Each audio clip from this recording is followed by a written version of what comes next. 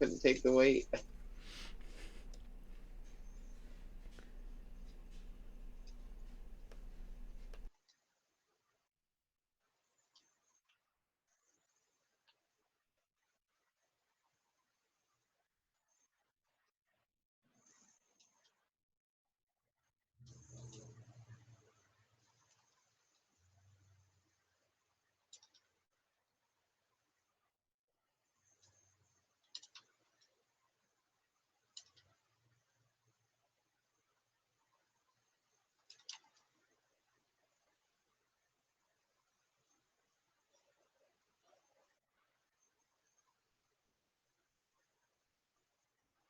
For real?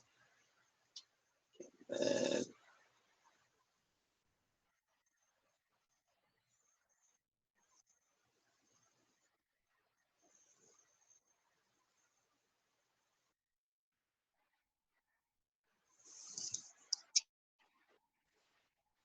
Okay. Hey, stream starting soon.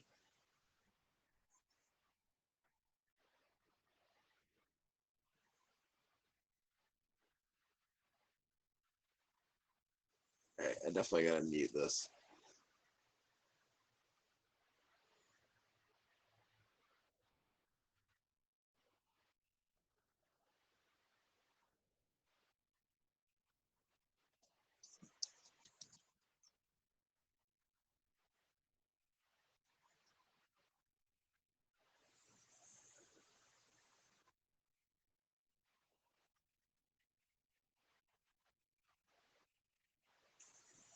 I I have viewing options, audio only and chat only. I don't.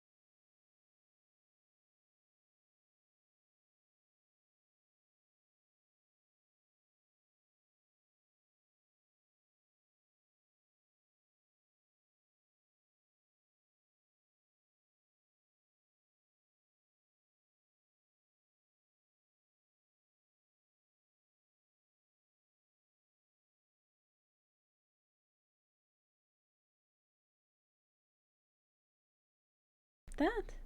Yeah. And say hi. Hey, yay. Hopefully you can hear me. Yeah, I think you can hear me. Well, I don't want it to be heard over there, but there we go. Everything is now muted and correctly done. Thank you, everyone. We are always professional. That's how I do it here on my second ever stream. But yay! So, hey, cool. Thanks, Kilted. That's great. All right. So, yeah, you'll have to probably bear with me from time to time as I work through this and figure this out, but we'll get through it. And at some point, I will not talk as much and I will just draw Star Wars, and that's going to be better. So, okay. All right. So, I'm going to switch over to this. There we go. And then, okay. So, Andre, now you should be unmuted so they can hear you too. Okay. Which we'll see. But yeah, all right, cool. So I've I'm got. still trying to get things working okay on my end because I had to take you off video. Okay. because I was getting double the audio on my end. Like I just want to be able to mute your audio from the stream, but I'm not seeing that option. Okay. So on the actual video itself, there should be a way that you can go in and just click the volume button and turn that off. Oh, that's weird that the chat disappears, but it's staying. But I don't want the chat to disappear. I want the chat to stay. Okay, that's interesting. That's something new that it didn't do before. Yeah, I don't really have a volume thing. Oh, wait, show messages. Yes, maybe. We'll see if that changes it. Yeah. Okay. So I'm going to get started. I don't know. I kept going back and forth. I want to draw Ahsoka at some point, but I also want to draw the child because why not? So maybe I'll just start sketching him out first. But yeah, you just let me know if you need anything.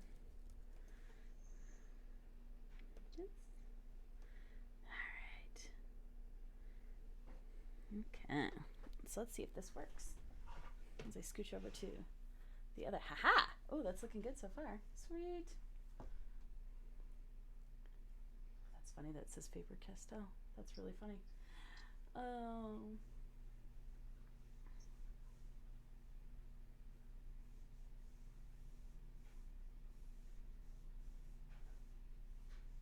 Oh, you're gonna have to talk to yourself for a little bit until I finish this. Okay, that's fine. It's bold of you to assume that I have not already been talking to myself alone in my apartment for weeks on end. Oh my god, his little nose is so cute.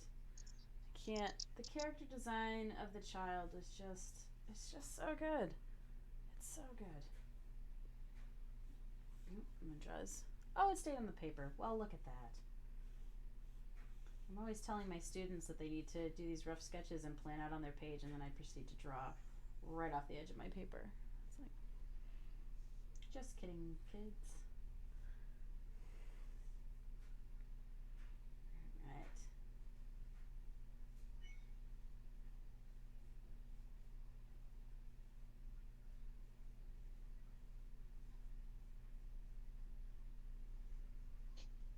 Oh, that's pretty stinking cute.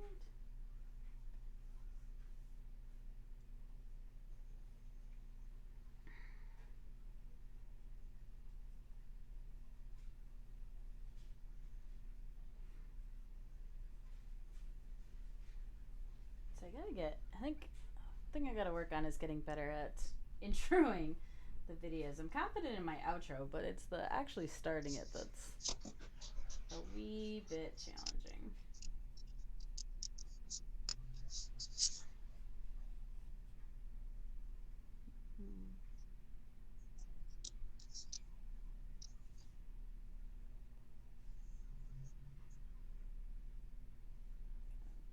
Flatten his head out just a little bit.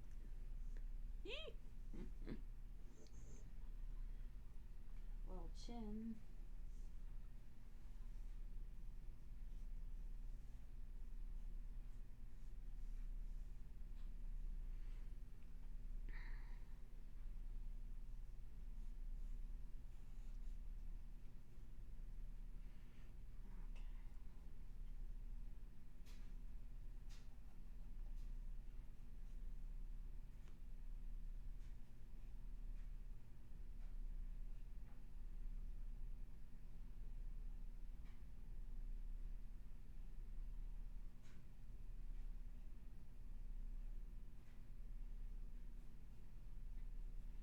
Some wonky frog legs there happening.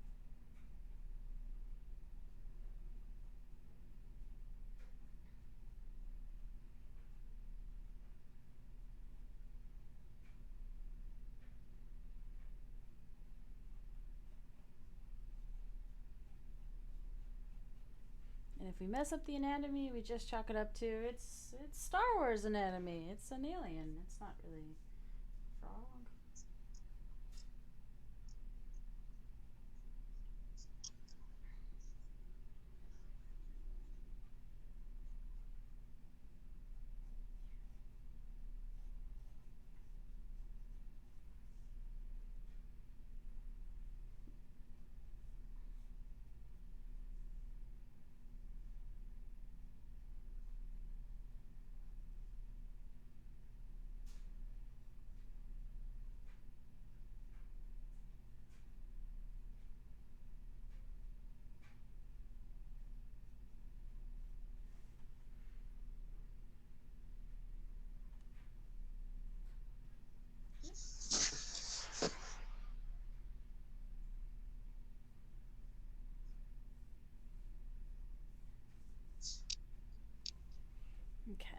me switch over. Oop, nope, oop, there. Yeah, let's go to this guy, I think. I guess we could do green. Yeah, sure.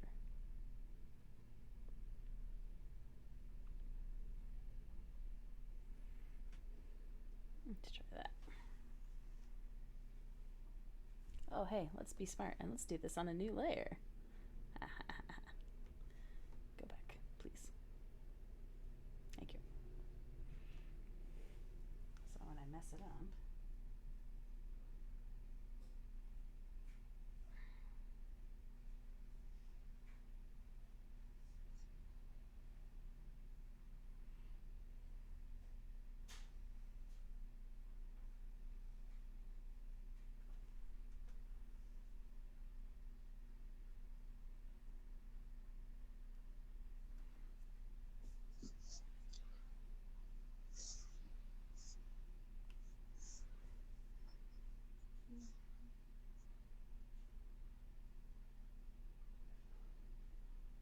this one just a little bit smaller.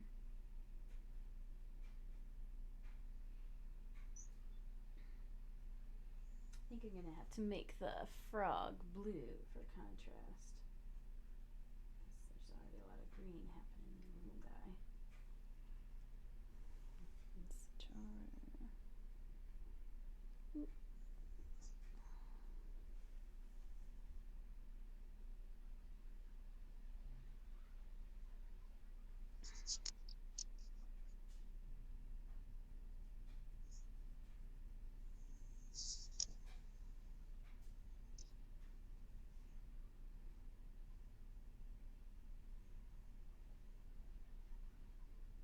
Okay, I think I might have gotten it. Okay. You sound good. I mean, I can hear you fine. I don't know if you're still picking up other audio. Yeah, I can't hear myself, and you don't have double. Okay, so I don't really use this tablet much besides like for reading comics on it. Okay. So I've never really delved into all the things you can do. So I needed to find the setting on the tablet where I can bring up all the different audio channels of that I have open, and I do turn off the Twitch audio but keep our phone call audio. Okay. So that's what I had to do to make that work. Nice. I got it. Nice. Well, problem solver. I'm very happy. Yeah, the amount of new technology and new things that I have been learning lately, like I downloaded and I've been using a different editing software that's free because that's what I can afford right now. Yeah. But it's similar to Premiere Pro, it's similar to After Effects, but it's not exactly those. So there's definitely times where I'm like, I feel like this thing should be really easy to do, but I cannot for the life of me figure out where that that setting is located in this program. But Yeah, you would. I mean, I wish they could just duplicate people's like interfaces like I know. identically. I imagine you'll come under fire, some kind of lawsuit or something. Oh yeah. You can make it like just similar enough. Like the Roku interface can't be exactly the same as like Apple TVs, or like it can be kind of similar but not. I don't know how any of that crap works. No, and I'm sure, when it comes to intellectual property and stuff like that, like there's very specific things you can and can't do. And if it starts to look too similar, I'm assuming you're going to get hit with a cease and desist. And Yeah, sounds about right. yeah. I think the biggest thing that kills me is the shortcut, like the hotkeys, because I'm so used to, like, when I hit B, it's usually brush. But, in something else, I forget, oh, it's eraser. I was always used to eraser being The E. opposite of what you would want. Yeah, and it's like eraser is sometimes eyedropper for E, and sometimes it's something else, and I'm just like, okay. Or there's one in CorelDRAW you can't hit T for text. You have to hit F8 because that's a coherent shortcut and makes sense. F8 Yep. to bring up just the text To like bring option. up. Yep. Yep. Fine. So yeah, I mean, again, and it's fine because when I'm working primarily in Corel, I can jump back into that, and I was like, oh, okay, I remember that stuff. I remember. Um, but when I'm jumping back and forth, and I'm using Clip Studio a lot, so I'm jumping back and forth between the two of those, and I just have moments where I'm hitting T and it's not doing anything. I'm like, what is happening? And then yeah, I just get myself all confused. All right, I need to blur. Going back and forth between Maya and Max. Oh I've had that. gosh, Some yeah, very slight stuff, yeah. uh, but it would still be annoying. Yeah. Well, I'll tell you the big benefit and the way I got around that was I just never got any better at Maya, and I continued to be crap in that all through Oh. college, and I just used 3D Max primarily. That was how I worked that one around. I mean, it would help if just everyone used one program, but Yeah. you go out into the job field, and then you're like, oh, wait, the one project is using multiple programs. Like some stuff has to be done in Max, and then like outputted through. I don't. It got Weird. stupid That's crazy. for a while. Well, then I mean, obviously, I never worked for them, so I don't know the specifics. But for a while, I felt like Pixar and Disney were almost creating, like they were using the skeleton of those, but they were basically building like their own version of it that was just in house. Yeah, I think Pixar always kind of had something. Definitely for the animators. Like when I would see the old animations from like Toy Story and what they were working on, just to get to the face controls, they pretty much just changed a bunch of like numbers in Hmm. order to animate Okay. the face. It was just like a big wall of like input, like little inputs where you could type in whatever. And that's what they used to actually animate the face on a lot of the characters, like Interesting. Woody, that were more complex. Okay, so Um, let's jump over to this program. and knowing Pixar, they probably haven't changed much. They probably just like, kind of made that work better, but kept it the same type of functionality, like simplicity of it or something. Yeah. Yeah. All right. So switch you over. So we do that and do that. Oh, hey, cool. All right. So first, Oh, I need a little frog leg. yeah, he is. I enjoyed his relationship with frogs. I enjoyed everything about that first season. That was so good. All right, so my chat is at the top. It's being shown. Why aren't you? But why aren't you showing? That's what I would like. Oh, maybe that? Okay. Let's see. Something for another time. All right, so we gotta. Hey, cool. I'm pretty excited because I think somebody just started super loudly mowing their lawn right outside the door. So that's fun. That's fun.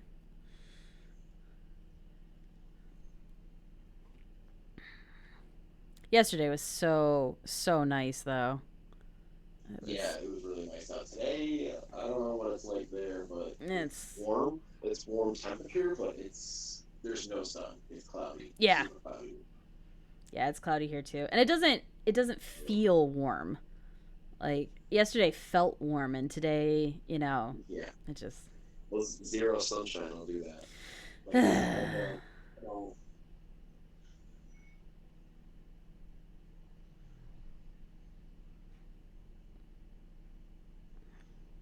Whoop. I guess I probably could have exported it without the. Actually, let's try that. Let me try. So don't do that layer and export. He's looking cute. Seriously though, the design on him is it's perfect. Like Yeah, you don't get better than that.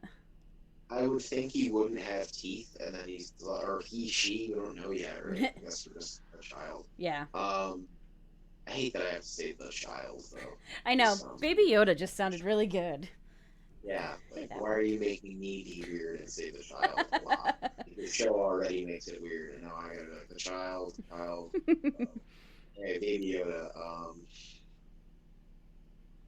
I wouldn't think you would have like teeth, Yeah. and then these little rounded off little teeth, and it somehow you would think like, oh, giving him teeth spray would be like might make him less cute, and then you see the teeth and you're like, damn it, it only made it more cute. Yep.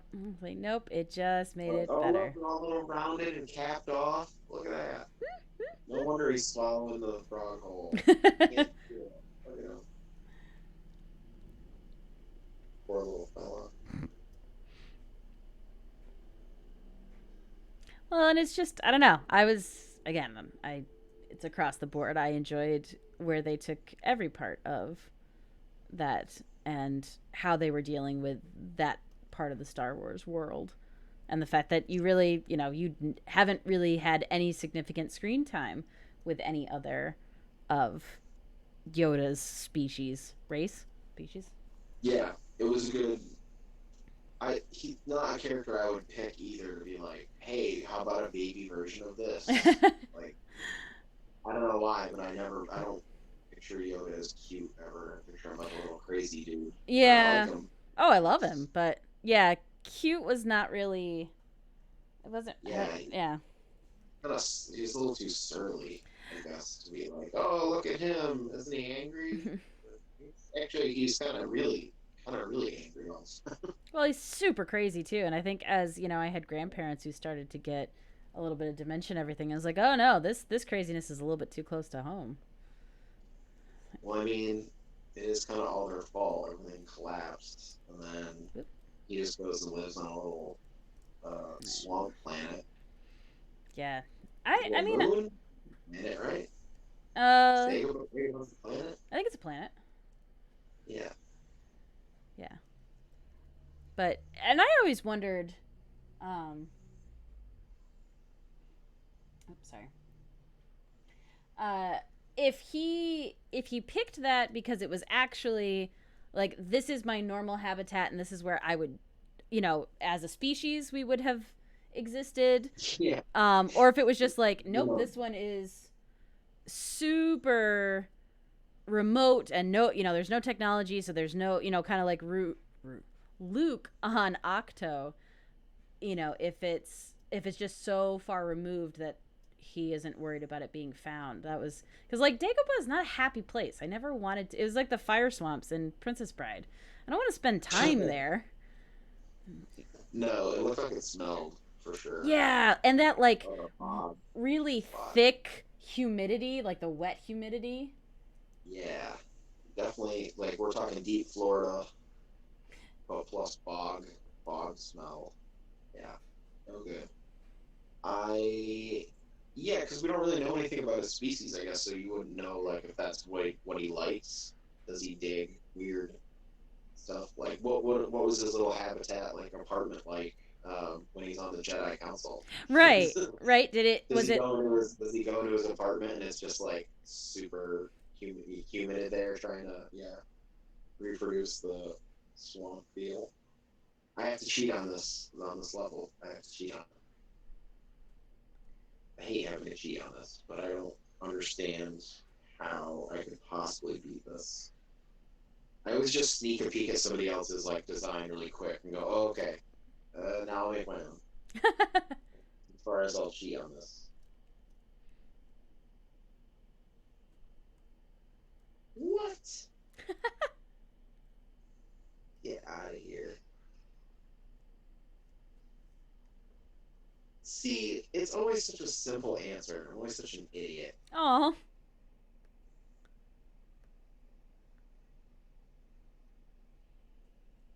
I tried to build this complicated thing and you only need like one wall. That's it. And it fixes everything. yeah. Everything I had going.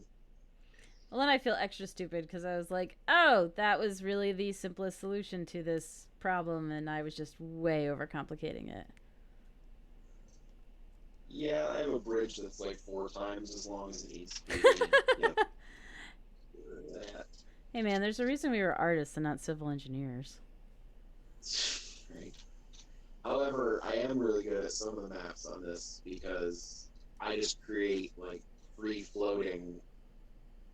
Like they don't really have a structure. It's like the platform you could like stand on it, but it's all held up by like just cables. like a suspension type instead of. Oh, I did send you a video of this, so when I talk about Yeah. portal bridge constructor, it makes sense, right? I'm not like, yeah. Yeah. Anybody like listening in is probably like, what the hell? That's okay. All, two of them, I'm sure they're fine. Yeah, you build bridges, people. It's one of those type games where you build a contraption and it's got a physics engine and yeah. There's a lot of internet like based ones, like Facebook games and stuff, that are kind of like that. Yeah. I liked the portal element to it, though. I thought that was neat. Yeah, that is what's besides the humor from Portal, bringing in all the cleverness that you can do with all that stuff because Portal games really were quite clever. Oh my gosh, Like right yeah. now, yeah, I'm playing this level and yeah, all I had to do is make a backwards wall, and it fixed everything. Like I don't to be able to sit down and just design this for play. Yeah. Is pretty.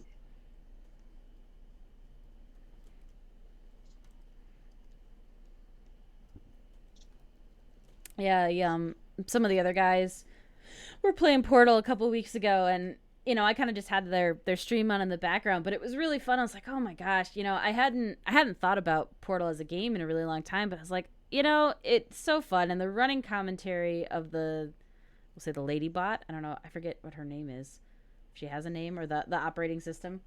Yeah, I'm trying to remember GLaDOS, I think, right? Maybe. Something. I think Yeah. I want that. But like her commentary after they'd complete a level, like I was just like, I love it. It's so sassy. It's so mean, and Yeah, she's in this too.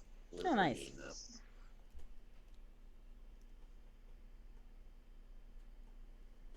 Holy shit! I think I just built something a little too good. Ooh. I launched one of the carts across the entire map. That's no good. Or is it? Oh, no, the bridge destroys itself as soon as one person goes over it. It's not going to work.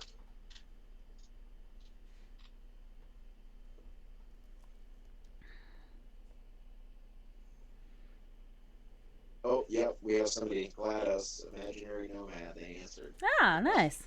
Thank you, Nomad. Thanks.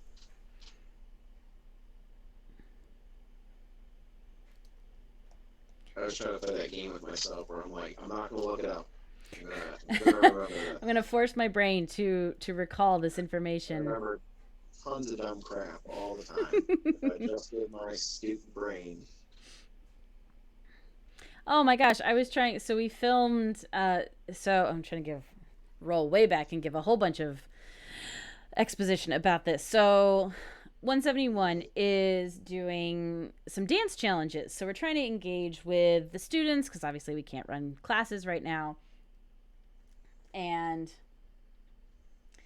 so sorry, this is terrible, lost my train of thought. So we can't run classes, so we're trying to find not only ways to possibly start Zoom meeting and teaching through there, which is tricky with dance, but also put out some dance challenges, so have something fun, so you're getting a message from the teacher, they're also giving you some stuff to maybe try and work on, and just fun things. So I was out recording those in the backyard yesterday, and I was trying to, like, I had a couple of lovely helpers who was amazing, and we laughed a ton. It was sunny, it was beautiful, like it was great. I've been editing the video and I was like, oh my gosh, we're ridiculous, but I love all of this. But the funny thing was, though, I was trying to explain, so I'm not going to tell you too many of the details because I want you to see the video when it comes out, but I was trying to explain what this thing was that I was going to have them do, and I could not for the life of me think of the word exercise, because I was like, oh, this is a thing I do in class. I was like, it's not a routine, it's not like could not for 4 hours could not think of the word exercise. I was just like, you dumb dummy, what are you doing? Yeah, so good times with my brain. Well, and I'm starting. Oh, go ahead. Yeah. Yeah, so the video is going to be like it's that you, like you said, you're not trying to get too details, but you're describing a challenge that's going to get put out to people. Yes. Yes. Yeah. Yeah. So, like, we had one come out. So we've got the woman who teaches modern and tap. She put out kind of an introductory one that was explaining what was going on with the challenges. Then the ballet instructor put out kind of a tandu one. So it's a one that you could do standing at the bar, or one that you could do strength training of just, working on your balance and working on um, different leg positions and stuff like that. And then the one of the other instructors who teaches tap and ballet and teaches the little guys, she put out one of, here's why we warm up, here's why it's important, and then, so we want you to come up with your own warm up. And so the Oh, hope, yeah, so the hope is that, we'll get people up and moving, and we're giving them parameters, and if they wanted to video it and show it to us, they could, but they don't have to. But kind of make us feel a little bit more connected, because I know just from everything I'm talking to with all the teachers, like, we really really miss our students. Like, we don't like not being in the studio and not dancing. yeah. I mean, especially, I mean, I wouldn't even like it if I was just teaching like math or something, but let alone something like dance, where you really would like to see their progress, Yep. like physically be able to tell what's happening. And yeah, you can't really have a Zoom meeting with a ton of people and then everyone's trying to get their camera and far enough away so you can look at there. It would just take a long time, I'd imagine. Nope, there's Uh, been there's been a lot of work on all of those elements. And and again, the one teacher, she teaches tap. So part of that is literally being able to hear the sound she's making, watch what her foot is doing. So if your video is lagging at all, now you can't see exactly what she did. And yeah, we spent almost 3 hours the one day just trying to troubleshoot different ways to make it work so that she could tap for her students. And yeah, it's interesting. I mean, it's been a neat challenge, but that certainly doesn't mean that it's not very frustrating at times. yeah, neat challenge alone, just that phrase. It's It's been a neat challenge. been a Sure. very Oh, particular challenge that we have taken. Well, and it's tough too, because, like, I look up videos of other studios that are doing stuff, and it's great because a lot of these studios already have, a webcam set up, or a nice camera, or they have Bluetooth mics, or some of the teachers even have personal studios in their homes with great lighting and all of this stuff. Like, yeah, that's awesome, and that makes it really easy to make the change and the transition into teaching digitally. But that's not what 171 has had in the past. And a lot of the teachers, I'm at least lucky where I needed a stronger computer because I was doing art and was going to stream and stuff. So I have a pretty decent machine, but a lot of them don't need that. So they have older laptops or tablets, and there's a limit to what those pieces of technology can actually do. And that makes a big difference when it comes to being able to do some of this stuff successfully. yeah. I know that's a problem with normal teaching too. With like, I mean, what if you have like three kids at your house? Like you have three kids, all different grade levels. You only have one computer, like, and like you're all trying to use the internet. I don't really know. I don't know any teachers really, so I don't know how that's been going for Yeah. them.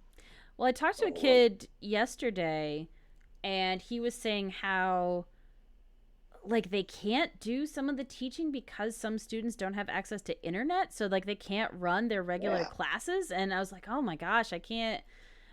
How do you, because you can't move forward with lessons if you can't teach everybody. But then what do you do for the students who, juniors and seniors, and I guess more juniors because they still have another year. But yeah, it's just, I can't imagine it right now and what you'd have to do with all that. yeah, definitely doesn't sound like fun. Mm-mm. All right. And it is kind of almost over. It is May, right? Am It I is not? it is May. uh, I had to look about 5 times to figure out what day it was, but it is officially May. I'm like I'm staring at Baby Yoda, Ah. and I see your Star Wars shirt and everything you got set up, and I'm like, oh, but it's May, right?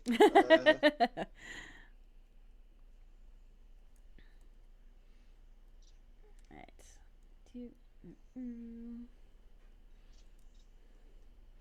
So how do I want to do this? Was I coloring on that level? I wasn't. I was coloring on this level. All right.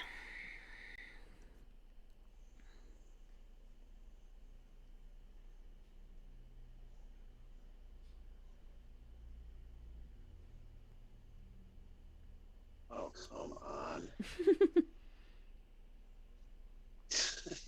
How are you supposed to do this?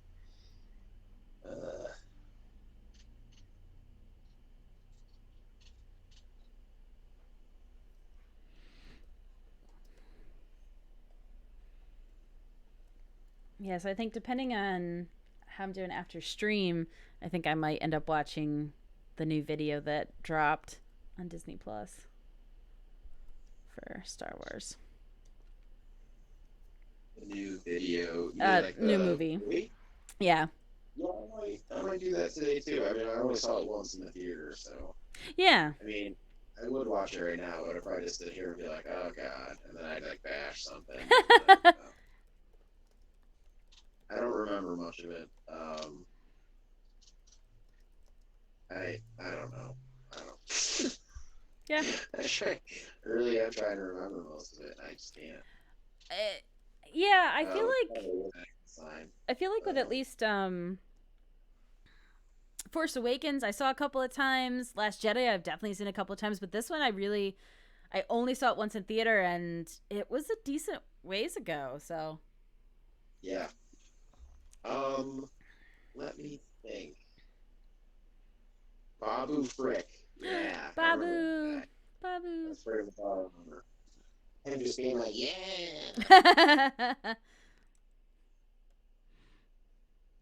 That really is about all of it. Something with the Emperor. Oh yeah. Yeah, he's my favorite character. I don't remember enjoying him too much in this movie. I I thought it was a neat idea that kind of tied into stuff from the book series. I don't know. I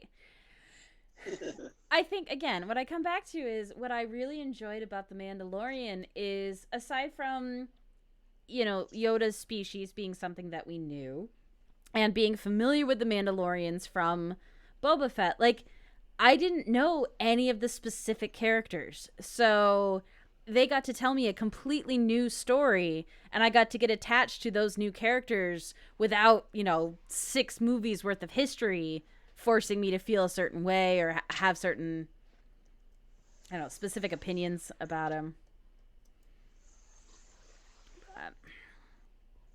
Yeah, I was most excited about the possibility of newer just stuff when they were gonna make a whole new trilogy. I was like, oh, they could go anywhere. Yeah. And they didn't.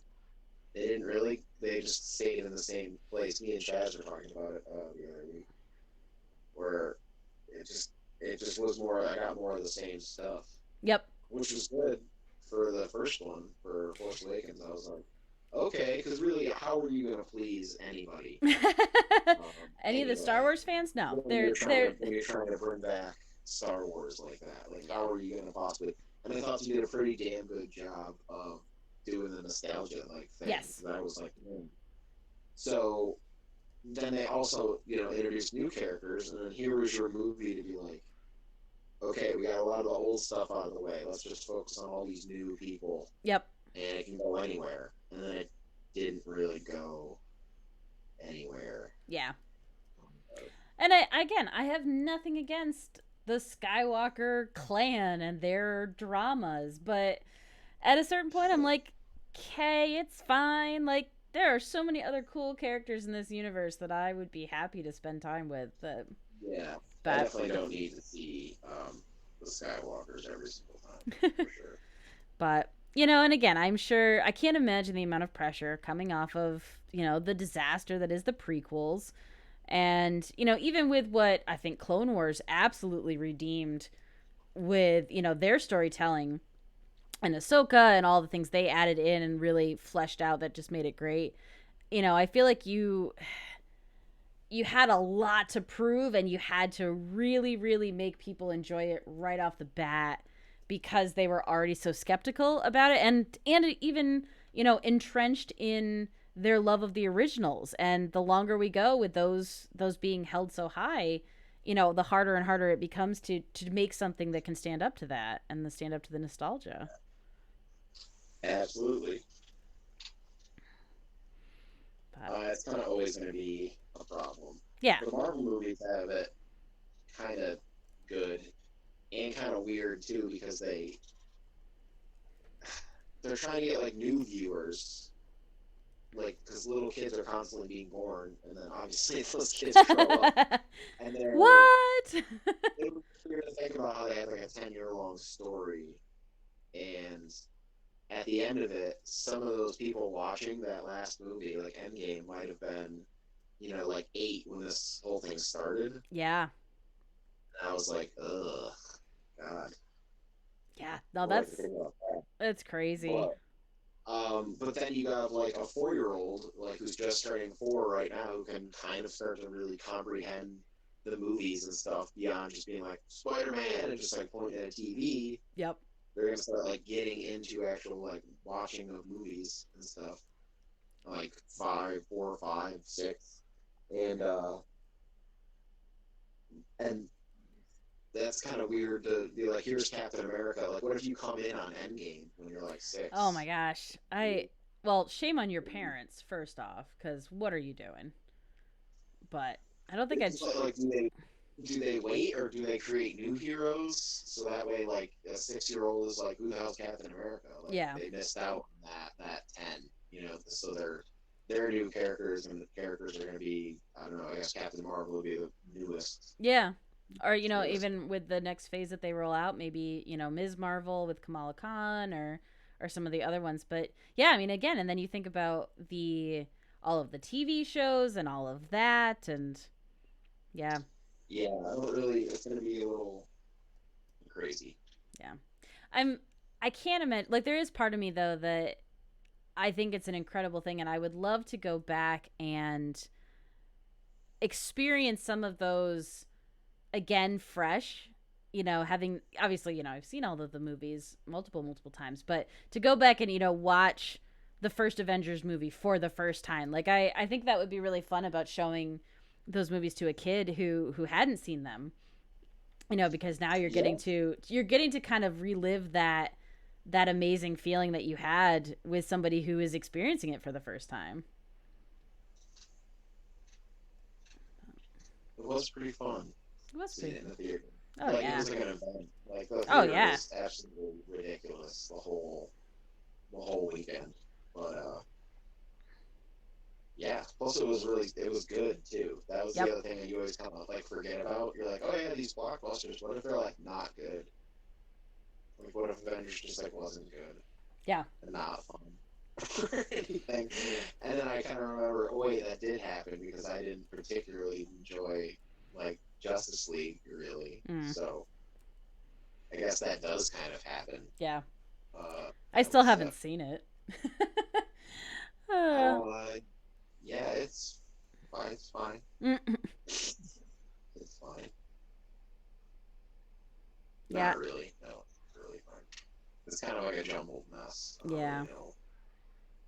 Uh, it, like I said, I don't really have a problem with like comic book stuff when it comes to those. I Mm-hmm. like don't get too hung up on it, other than like Batman shooting people. That did annoy me a Yeah. little bit. I feel like that was a big And then mistake to I make, just though. like I think the defenders of that annoy me more though. I'm like, come on, man, it's part of this mythos, like to not shoot and kill people. And they're Right. like, yeah, but it also is though because he did like his very first appearance, he shot somebody and used guns. Whatever. I'm like, yeah, but we got like 80 years worth of whatever it is. What was it, 60 or something? 60, 75 years? I can't remember. For Swear Batman, to God, there's no. Yeah, he just every time celebrated. I. He just celebrated 75 years of comics. Um, but sorry, I interrupted. Keep going. No, I was reading the chat. It says Oh, yeah. our You. audio is really distorted. Yeah. So I messed with your settings a little bit to see if I can fix that. But I'm also wondering. I think there might be another way for me to capture your audio, but with how tech savvy I am, I couldn't figure it out. So that might be just something I fiddle with for the next time.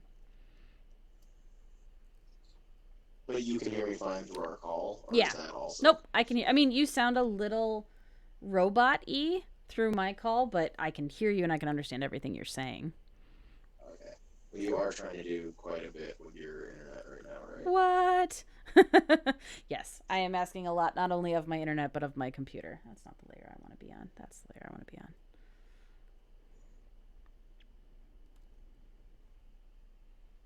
Echo along with Roboti. Okay. All right, so let's see. Filters. Nope, not what I wanted. All right, so let me do this. Printing input properties.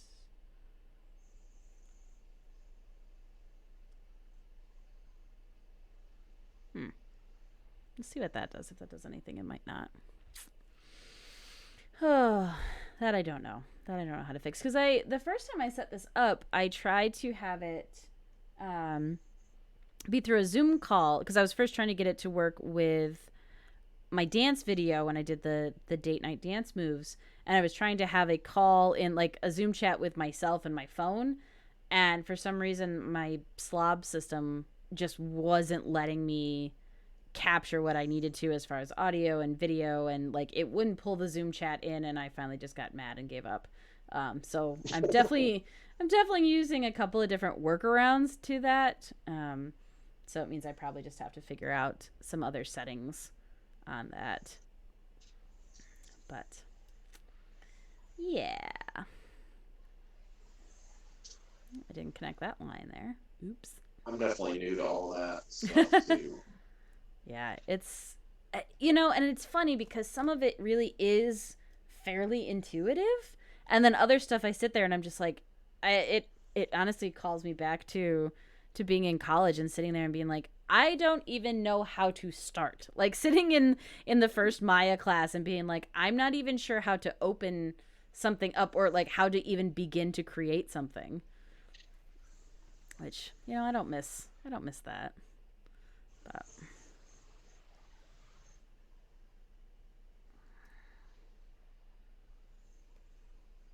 I don't know what you mean. It was a lot of fun. yeah, all parts of college were great. I loved every minute of it. Absolutely great. I feel Yeah, I bad. love knowing that you have 10 weeks to both learn a program and then learn it good enough to like get a good grade too, Yep. and then be expected that you hopefully were good enough at that first course because you have two or three more of those courses Yep. where it's only going to get harder Yeah, I after would say that. where they're not going to go back and review any of that. They're just going to jump in and assume that you know it. Oh, I think the worst one, and again, this is funny to you specifically, but the worst one was it was the Zaner class where we had to build our own biped rig and then like bring that in and animate in class with that rig that we built. So we didn't have time to build a new one or do any extra coding. You just had to work with it. And the amount of time I spent correcting all the mess up in my code by like adding extra keyframes that forced the biped to do what I wanted it to do because I had done something wrong in the code. Like that was a terrible day. It was just a terrible, terrible day. Yeah, That's he probably shouldn't have had us do some of that stuff, like the whole deg to rad, like converting degrees to radians in order to yeah. get a God. certain Oh my god, twist you in just the said Degdarad, form. and I had like I'm instantly transported back. I haven't thought about Degdarad in so long. I haven't either, because like yeah, I just make it manually. Like I don't. Oh my god, I may have figured. Nope, never mind. Didn't say it. Okay, Degdarad. almost.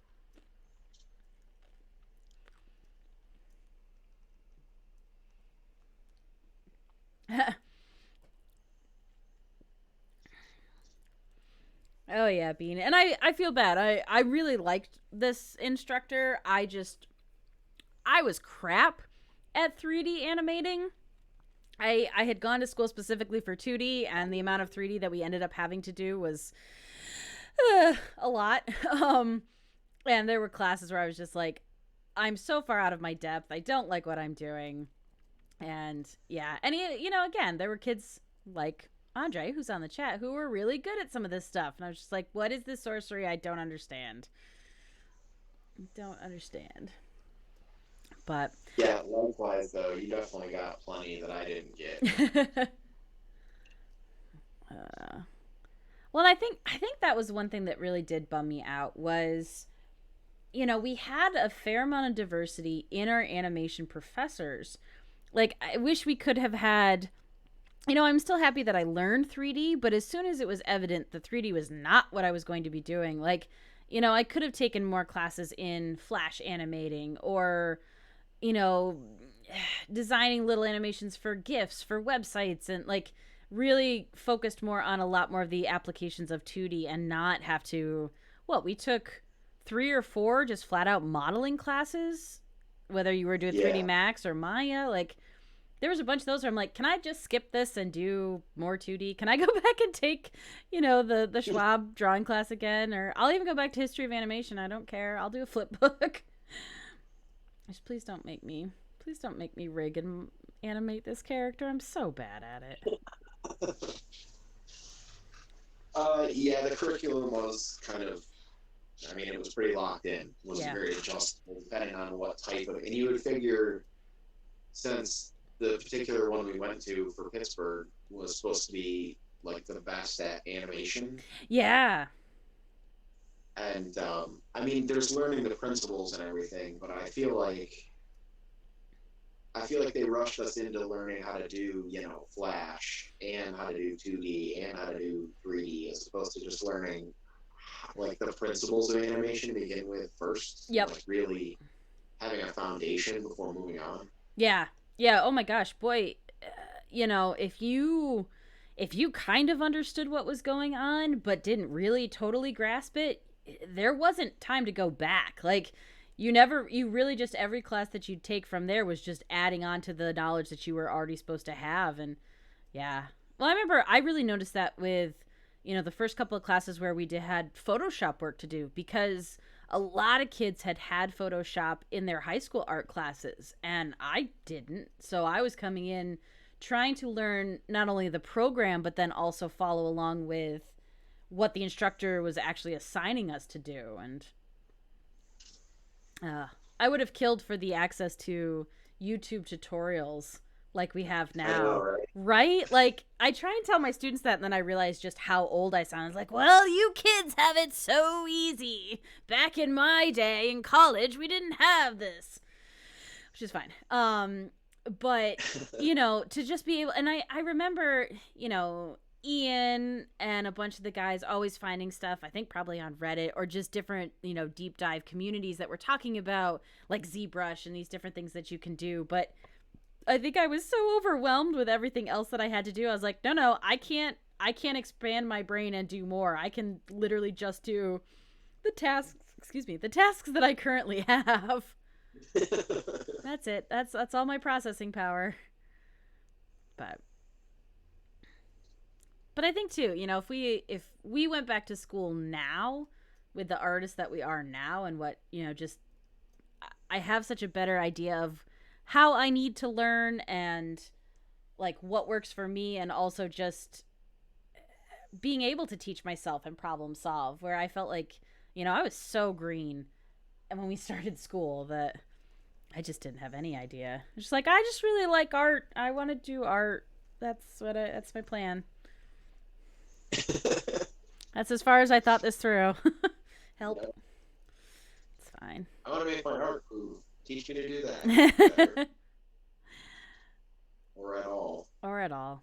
It was fun. Oh my gosh, I was having a conversation with my mom the other day, and one of my relatives has a friend who is possibly like looking into getting into the arts or doing different stuff, and mom was kind of trying to pick my brain. But again, like, she had heard it from her brother, and that was even kind of like, so I wasn't getting the full story, but I was trying to give her advice if if she happened to talk to them and they asked her questions. And I got going on it. I was like, yeah, no, it's not really the best time to be getting into this because it's really hard right now. And then I laughed and I was like, yes, but I actually have really great advice on this because when we graduated college, it was in the 2007 recession. So I've actually lived through what it's like to try and get work during a recession Yeah. in the art department. So I was like, no, I lie. I take that back. I am absolutely a great guide for this. So I was just like, oh, wow. Just. Yeah, I do always kind of forget about that, which how could I possibly forget? No, But I'm the same way though. Like it just because again, also coming out of school, like I was a dry husk of the human that I had been before, and it took me probably a year until I really got everything together and started figuring out where I was going to move, going forward. But yeah, it was a weird time. It was a really weird time. and because you graduated, I when did you? graduated June '07. Okay. Because as I like to remind myself, I was an absolute crazy person. And I started, because we started summer '04. So like Yeah, we started the exact same time. July '04, and I graduated 3 years later, June of '07. I'm like, why did you do that? You, you killed yourself. You could have taken just a fewer classes and maybe, no? Okay. And I graduated at 20 being like, cool, I have no idea what I'm doing. I think it's funny that I took.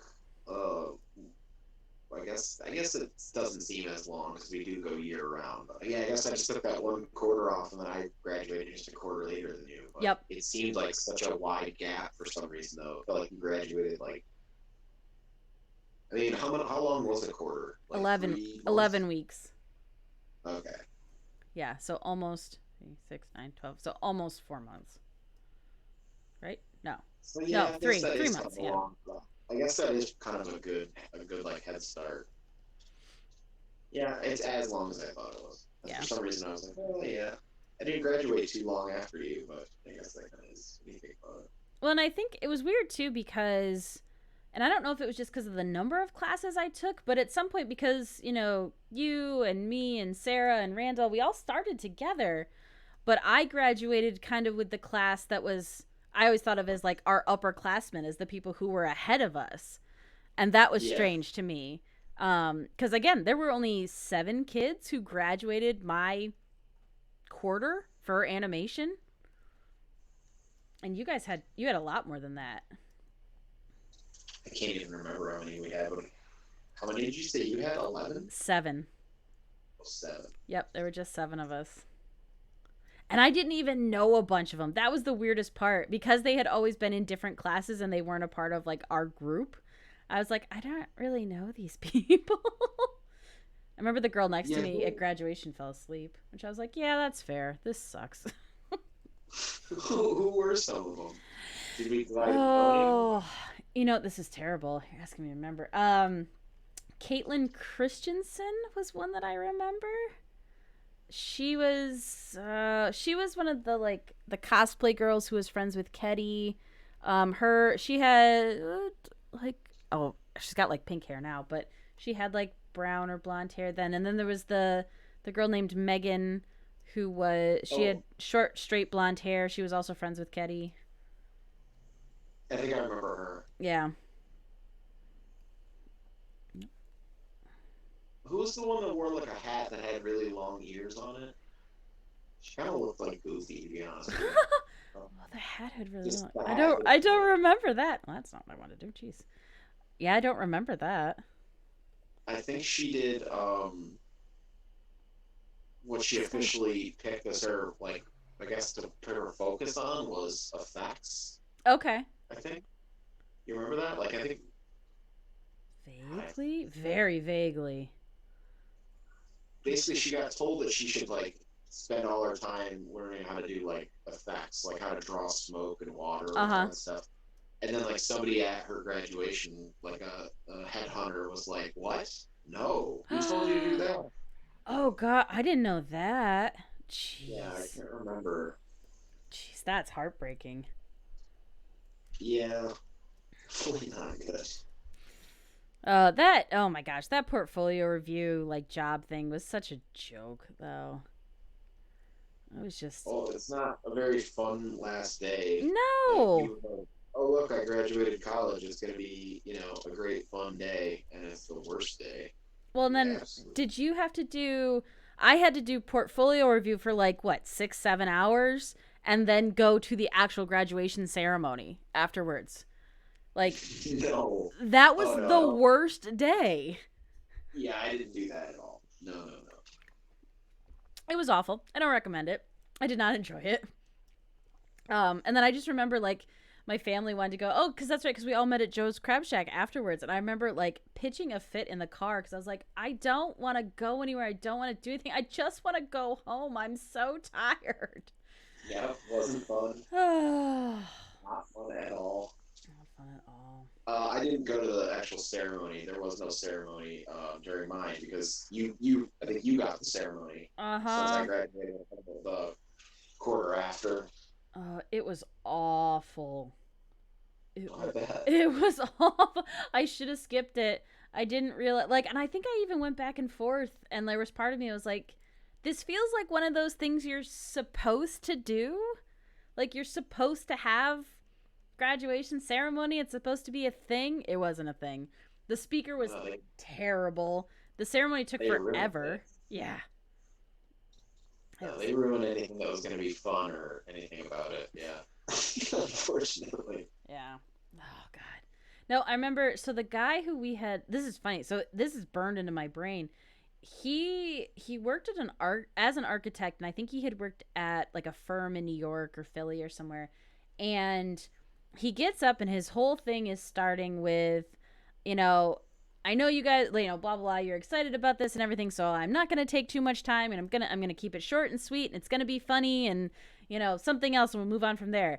And literally, as those words are coming out of his mouth, he left turns into it was super long winded. He talked a ton about how if you wanted to be an independent artist and open a gallery in New York, that you could do that. And I'm sitting there, I'm like, dude, you're talking to like tech art students. Like my plan is to go and become a part of a company doing a very Yeah. specific thing. I don't want to do fine art. We don't even have fine art here.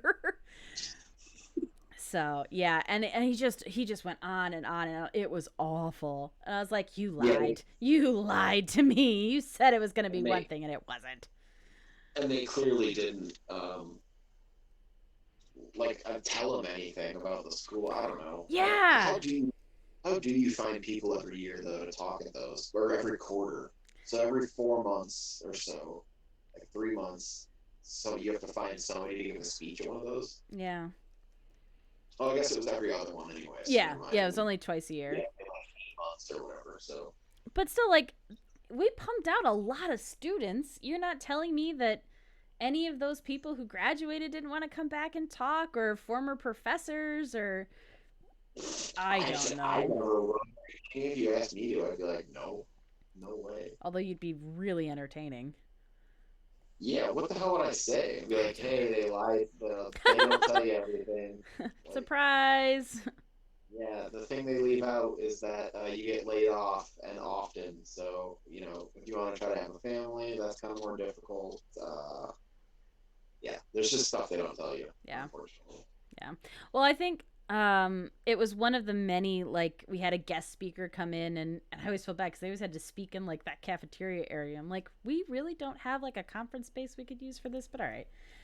But he was working for a video game company or something, and I think it was Love, but whichever professor had introed him, was asking specific questions about like, where'd you go to school and what'd you do this, and like I very vividly remember him talking and being like, well, I was here for school, but I didn't finish because I got this job and I didn't need it. And I was like, perfect. That was the perfect guest to have to tell us, like, hey, kids, you don't actually need school. Go be an artist. I'm like, that's Love amazing. it. That's amazing. I was like, that couldn't have gone any better. But it's true. I mean, again, for me personally, I had to have school. I wasn't good enough well, I wasn't good enough, period, with my art, but I also wasn't good enough at teaching myself to be able to just figure out my way in the world. But Yeah, there's definitely people who are like, so did you, do you have to go to art school? And I'm like, I'm going to say no because I don't think you have to. I did, but you definitely, if you're motivated and you're finding your way, then it's not necessary. I mean, especially like you mentioned earlier with YouTube, I actually use it all the time if Oh, there's yeah. something I can't like figure out. But someone already figured this out, and I'm on like a time crunch here. So Yep. Yep. It's strange, but again, and I when I'm telling, people who come up and talk to me at Comic-Con and stuff like that, parents asking about school for their kids and stuff like that, I was like, yeah, but I made great friends, I had good teachers that I really did learn a lot from, I got some neat opportunities. I'm not sad that I went to our school, I'm not sad for how things went. It didn't turn out anywhere near what I think I was expecting, but I'm okay with it. yeah, there I had to learn a lot more outside of school than I would have hoped. Yes. I would have hoped that we had teachers, instructors that could teach us everything, but more often than not, some of our teachers were learning the lesson the Oh, week yeah. before they taught it. Because I mean, they didn't know everything either. Well, and I just remember how, at the time, how cutting edge ZBrush was and how everybody was tackling it. I was like, how do you even begin to run a course on this if Yep. none of us have ever worked in it before and none of the teachers have ever worked in it before? That's insane. And a lot of students like push for it Yeah. too because they're like, well, I mean, this is what everyone's doing, so why wouldn't we? I mean, what are we paying for Yeah. if to not learn it here? Like if we're gonna go into the field and be, I don't know, a year behind what everyone else is doing, Yep. that wouldn't really work. So yeah, I mean, it's easy to bash and like sit here and talk about it, but yeah, I can't imagine like trying to come up and run a school like that and everything. Like, wow. No. Oh, and again, I think, I know Keddy was still figuring out like how to do certain things in Flash because he hadn't done those specific things, or there was new stuff coming out for Flash, and like as a teacher now, I can't imagine jumping into a class having to learn the software almost along with my students and try and teach it. Like that just, yeah. Oh. Nope. I'm sure he gave you a little more appreciation probably for it. Yeah. Oh, I meant to kept looking to read Bean's thing. They said, "Someone ever get you in high school? She gave me some song to play chords on." Sub. Oh, geez, Bean, that's crazy. I I don't like that. That's not good teaching.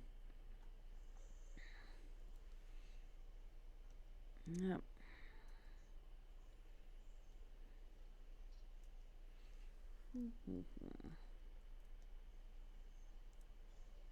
Okay. Let's see. All right. I think I'm just going to try and finish up the last little bits on this, and then I might take a quick break and then jump back and draw one more character because it's already 2:45 somehow. Oh, God, it is. Right? That's super weird. When you take a break, I think I have to go run some Yeah. errands today, so I'm probably gonna do that.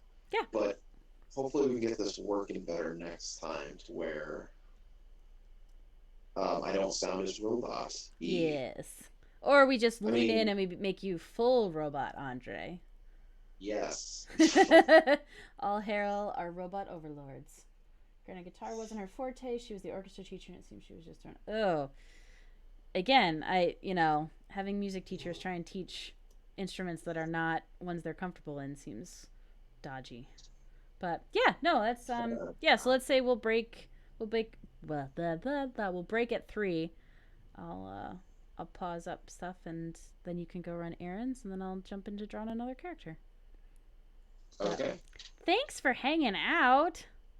Yes, of course. This was fun. It's just nice to get to catch up with you, even though we talked about school.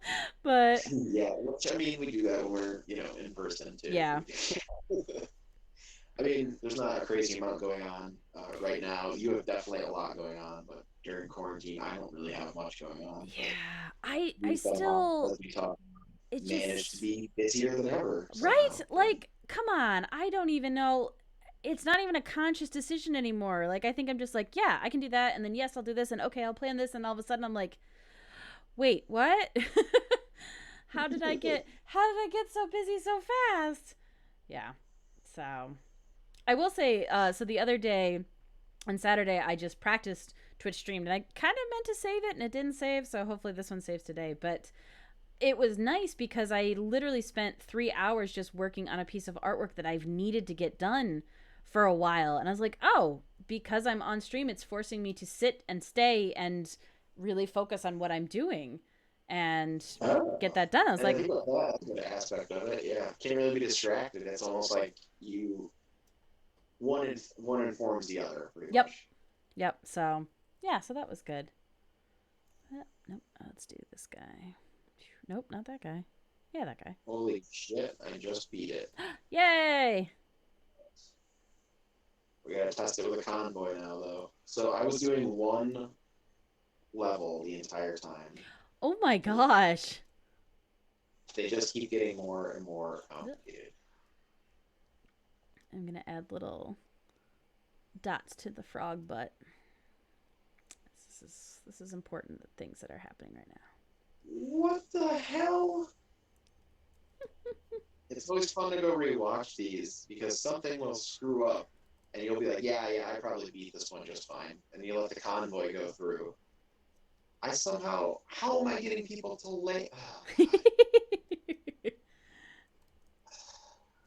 Physics really does screw up everything. Hey, that's the truth. It's like I gave myself just enough clearance for this like cart to go underneath, but because it lands on something below it, it starts to bounce what's above it. And because the other above it thing is bouncing, it then doesn't give that just enough clearance anymore. I'm like, oh God, come Okay. on. And that probably didn't make any sense at all. No, it did. I mean, I understood. Again, chat probably doesn't, but that's okay. You know, come on. No, he's looking particularly ridiculous. I like it. I like it. Super cute. Yeah, You it's somehow fun. managed to make the ears even bigger than they normally are. Yep. Well, and I really wanted to. Again, I am testing out working with transferring from the slate over to its digital coloring, or its digital kind of pickup, and then moving it in. And I've really been trying to not just hard black outline everything and work more on my color because boy is my color theory weak, and I am constantly reminded of it. So just trying to find different ways to bring that in and not have to re-outline everything because I'm so much stronger like lining and inking traditionally than I am digitally. Like it slows me down so much. So Yeah, I can't remember the last time I did it. that's infuriating if you needed a reminder. Ooh, there we go. All right, I think I gotta add other little light sources to this thing. What do you have? Just a little like Wacom tablet? So yes, so the slate tablet is the one I've actually had it for a while and I just hadn't used it. Um, so the idea with that is it's its own little tablet and you've got pens and pencils that come with it that you put this little magnetic ring on, and the sensor in the tablet talks to the magnetic of the ring. So when I was sketching the child to start, I was actually sketching on a regular piece of paper with the pencil feature of it, and then just changing settings in the application that I had open on the computer. So then I exported that as a PNG, brought it into Clip Studio, and now I'm coloring with a Wacom in Clip Studio. Nice. Yeah, Okay. yeah, yeah. But yeah, because the unfortunate thing about the slate is it's only A5, A4, one of those paper sizes that's like half of a regular sheet of paper. So I can't I couldn't ink my comic pages on it, but I can do little sketches. And that was the whole thought. I was like, okay, if I do these silly little sketches in my sketchbook, and then I can just go over and essentially ink right on that, but not really be inking, so I'm not destroying the original, but then have Yeah. the inks ready to just go in in the computer, then that would save me so much time and headache and crying and so much crying. Um, but All of the time. all of the crying. I will say though, this is because this is legit the Wacom I had in college and it's old now. I had to, and I talked about this on the last stream, but I had to deep dive to this kind of like creepy website that I found that hadn't been updated in years to find drivers for it because it's so old. Wacom doesn't have drivers for it anymore. So I finally Nope. found those. I got them installed, but the last feature that I cannot get it to do is pen pressure. So to digitally Uh, ink without pen pressure is infuriating. So I always like I have to go back and I draw these, these lines that just have the same thickness all the way through and then have to go back and erase away to get the like the fade out that I want and stuff like that. And I'm like this is not the most efficient way to do this, but without updating you, my technology, I don't you, necessarily know how to fix it. yeah, I was gonna say you're gonna need some new stuff. Yeah. How much do those run now, anyway? I haven't looked in a while. For a while, like there was one I was looking at that ended up only being like $800 or something like that, and that was the like the Intuos where you drew right with the digital pen right onto the tablet itself. Um, Oh, thank that's the one I you. really want. But I haven't. I think in partially to save my heart and my heartbreak. I haven't looked at the pricing on them. I hadn't looked at the pricing on them in a while because I was like, well, I know that I cannot afford this, and until I can justify, owning this will net me, X amount of money, and I can justify buying it, I can't. I can't do that. Yeah, Tony bought one of those, the thing where it's like it is the screen, like Yeah. one of those old big ones. I remember going with him to pick it up. It was at some like really old dude's like house. I don't know. It was a little bit weird Well, yeah. when we went, but That as sounds about right. those transactions usually are, they're normally a little bit weird. I can't remember how much he got it for, but it was really nice. Maybe I will And shoot him a message and ask him about it because I'm definitely really curious about them. I think Kristen Elias ended up with one. I think she got one, or at least I remember Randall telling me she was looking to get one. But yeah, I'm not even sure if Tony even has his anymore. I'm not sure how long he kept it for or not. yeah. Well, He considered it like more of a hindrance, like on his desk or what. oh yeah, well, that's the thing too. I had to a couple weeks ago. Again, what is time? I don't even know when. I couldn't tell you, but within the last 6 weeks, at some point, I had to rearrange my desk because I wanted to have it so that I could have plenty of space for my laptop and my Wacom tablet, but then also I wanted easy access to being able to work traditionally. So work on my sketchbook and have that not that far from me. And I pretty much just rearranged everything because the way I had it set up really wasn't conducive to that. And I had to keep moving stuff around. And then once I got my soundboard and my microphone and all of that, like that took up more space. And those cords aren't crazy, crazy long. So they need room to sit on the desk. And yeah. So, but I pretty much have to have a like a clean workstation or whatever while I'm doing art. Like yeah. I have to. I don't know why if something's in my way, I'm trying to like move my arm in a bigger motion to do whatever. I'm just like, ugh. Like it's real mad, real fast. Oh But yeah. No, it's super frustrating. And I was running into, like if I push the laptop back, then I could kind of fit my sketchbook in front of it, but then like I have to reach way up to reach my tablet and I was like, I don't like any of this. This is just or I literally couldn't have my laptop and my Wacom tablet sitting next to each other on the same desk. I was like, yeah, I'm already disconnected enough drawing to the side and looking up front that I don't need you to then be harder for me to to utilize. But good times. I think we're really just selling this professional artist life. It's yeah, for sure. pretty fun, kids. Tell your parents. Yeah, you're gonna get great. Quite the following. You're gonna get a bunch of people sitting in court and you gotta listen to these morose people. They're just And it's funny they too think because I, oh, everything they create is craft and and I definitely, again, I mean, you take stock of, we'll say, the last 10 years and being out of school and creating art. I'm 100% happier now with the art that I get to do and what I'm doing with all of that than I was for 6 to 7 years right after school. So, but I also I didn't jump into it as quickly or as successfully as you did. I floundered there for a while afterwards because I didn't know what I wanted to do, and I was burnt out and tired and cranky, broken. I was broken.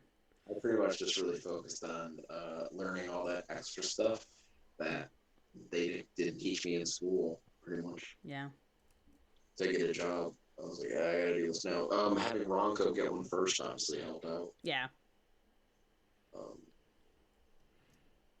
because especially also it being a startup, they kind of absolutely needed everyone Yep, ever. Like they had just got going. yep. Have you talked to him at all? I haven't. He was notoriously hard to kind of get a hold of. Yeah, He would change his number. Like, when's the last time you changed your like cell phone number? haven't since I got Yeah, it. me either. So yeah, it was almost a trick question. Like, yeah, me either. So Baronco's changed his like probably 4 times since then. Wow. I don't know, but Tony or Jane, if I ask, I'm gonna try to do a video chat with Tony and Jane this Oh, week. It was Jane's yay. birthday the other day. I think Saturday was Jane's birthday, or maybe Yeah, yesterday. I think I saw her I post don't, about that. I don't remember, I but don't know anymore. I have no concept of time. Like, if it wasn't for Facebook telling me it was her birthday, I definitely wouldn't even know it was probably May. So, yeah, yeah, no. Well, that'll be fun. I hope they're Tony and Jane are both doing well. yeah, I talk to Tony more often than Jane. She's just not good at doing like texting or anything like Yeah. that. I mean, me either, really. But so we got two people who are both awful at it trying to do it. Uh, but speaking of being awful at it, I'm going to get going on those errands Okay. before. I don't know. It looks like it's not going to continue to be nice here for too much longer. Yeah. Well, cool. All right, so I will let me pull this up. So, well, cool. Well, again, thank you. Yeah, we'll get this working better next time. I mean, I Yeah. did figure it out relatively fast, so it'll be better next time. Yeah, and I was Anyway, definitely but I I'm was not like a robot. yeah. Yeah, I'm wondering if maybe I just have you call in with a phone thing and we'll do something like that, but yeah, I don't know. Yeah, we could do a couple more tests and figure out which works best. So, well, cool. All right, so Because let yeah, the microphone on my tablet could easily be crap. It's just like an Amazon Fire like one. I know the camera isn't that good, so the microphone stands to reasons also. yeah. Yeah. Either that or the microphone's really good, so they can listen in on what products I ran out of. Oh, you need paper towels, huh? And you start getting emails about it. Like, thanks. Mm. Yeah. All right. Well, cool. All Okay. right. So I'm going to jump over to this screen. Yeah, and then I will mute that and mute that.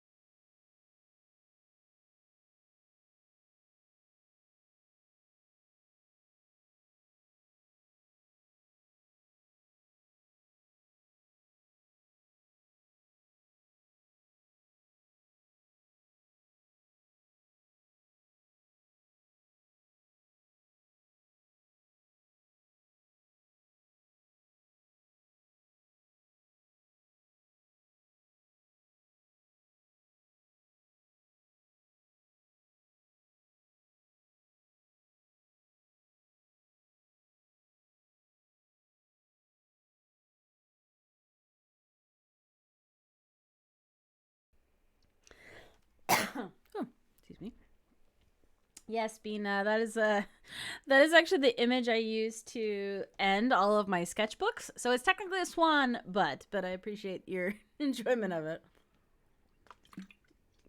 Yeah, that's I would say that's the level of maturity that we're working with here when it comes to my state of mind. So we're gonna switch over to this guy. Okay, so he's still there. Do new. All right, we're gonna draw something new. Yeah. All right. Mm-hmm.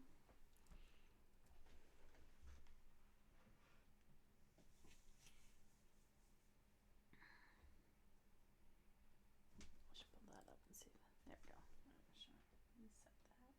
Dude. Cool.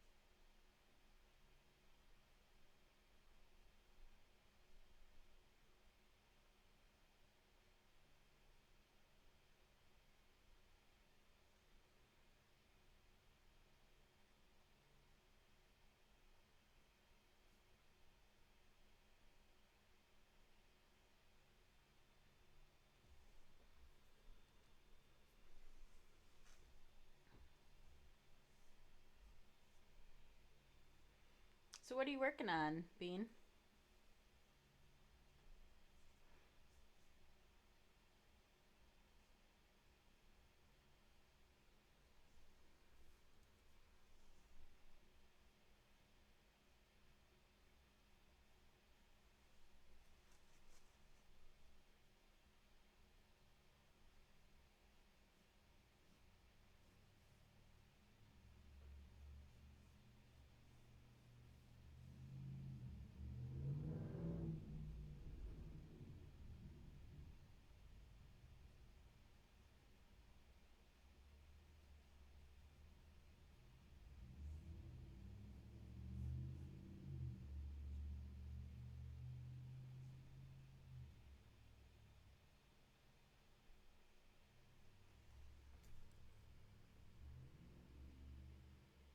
Oh wow. Gotta say, not what I was expecting you to say, but that's cool.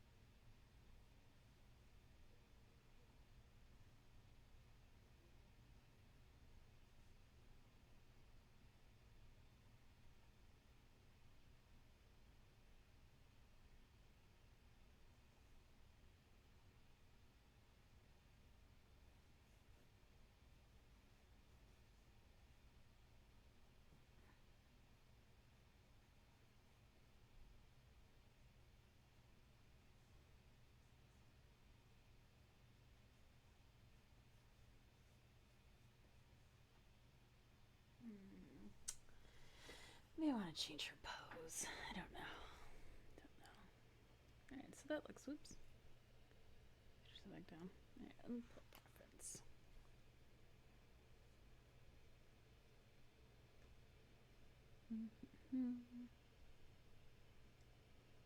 Let's see what her details look like.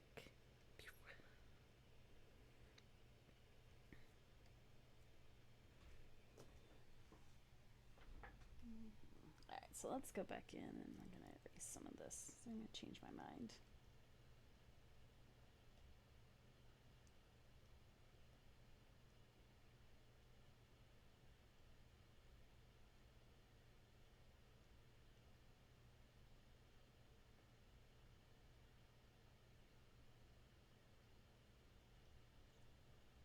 Maybe I'll put that across there.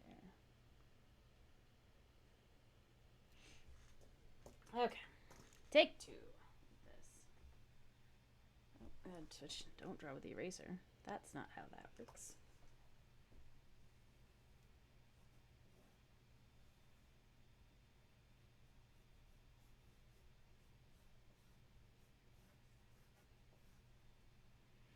Oh yeah, I like that better. I like that better.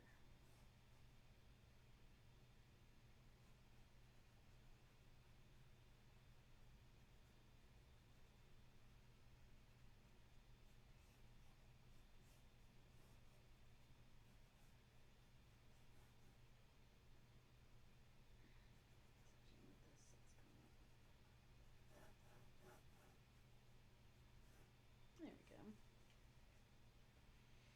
Yep. Aren't out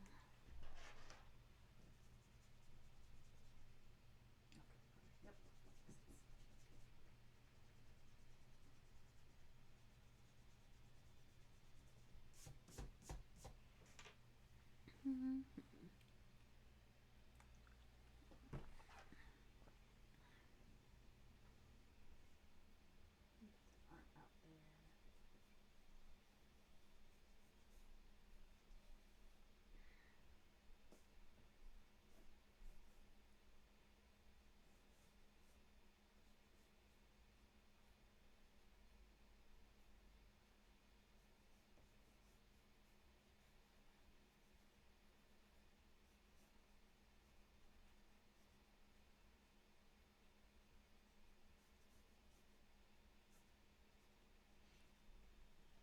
Yeah, I ended up having to fix some of that perspective in post, but hey, that's what we get. Alright. So what are you? You're the felt tip marker. What are you? You're the pen. Alright. Do you want this guy? I think I'm going to mess with some of my settings this time. See if I can get it to draw a little bit differently. I'm not honestly sure. Bean, that's the weird thing about meeting so many people at Dragon Con. Like, you get to know the specifics of what they like in nerdy stuff and, you know, knowing the botched boys and all of that, but we don't spend a lot of time talking to each other about what our real lives are like, which I'm also okay with because real lives aren't always the best. But yeah, I don't know. I knew you did blacksmith stuff, but I don't think I knew a lot of the specifics beyond that. I think I'm gonna go. Ooh, I like that color. That's gonna be good, but we gotta make it a little bit smaller.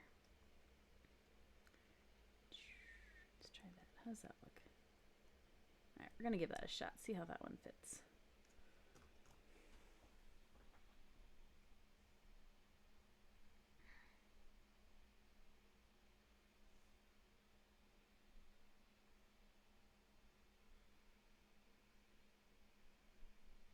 That's cool.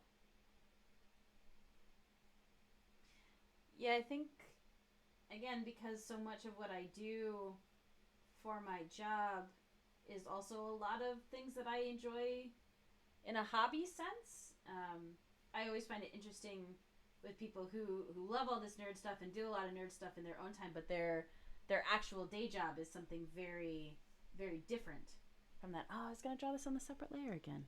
You dodo. All right, let's go back.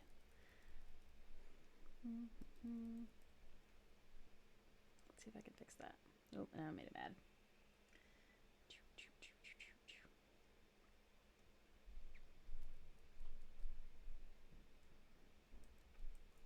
maybe?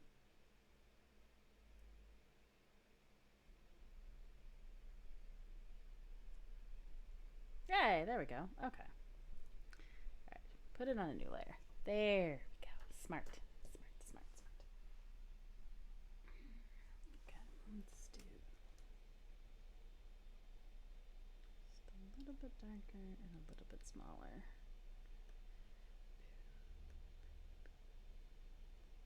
Okay.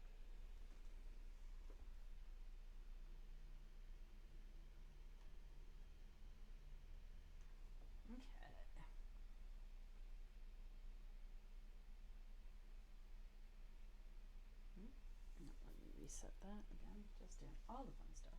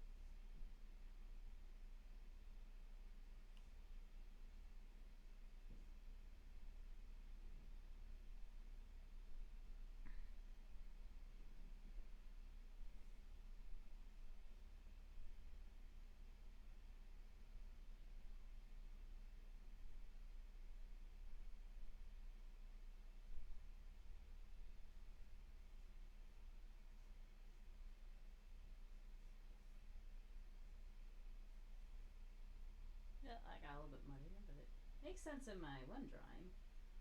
I can clean that up a little bit. There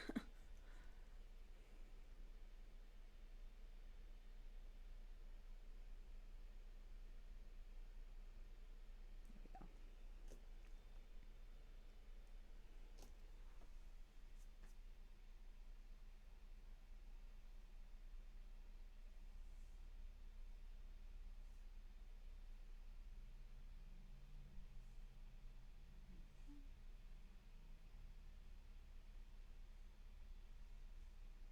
All right, so let's look at that costume.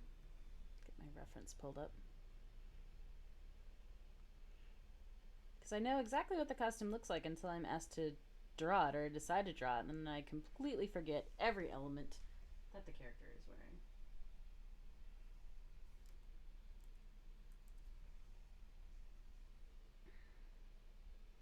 Plus, I know she wore a bunch of different outfits throughout the different parts of the show, which is cool.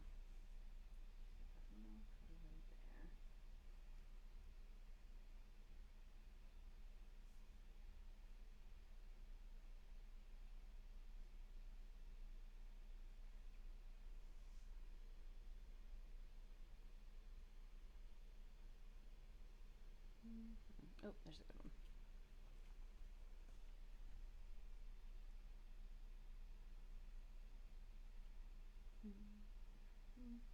Alright, so do you think Ahsoka will have an important role in The Mandalorian, or will she really only appear? Ah, Bean, I hope so. I really love her character, and I would love to see her in live action in The Mandalorian. I don't know.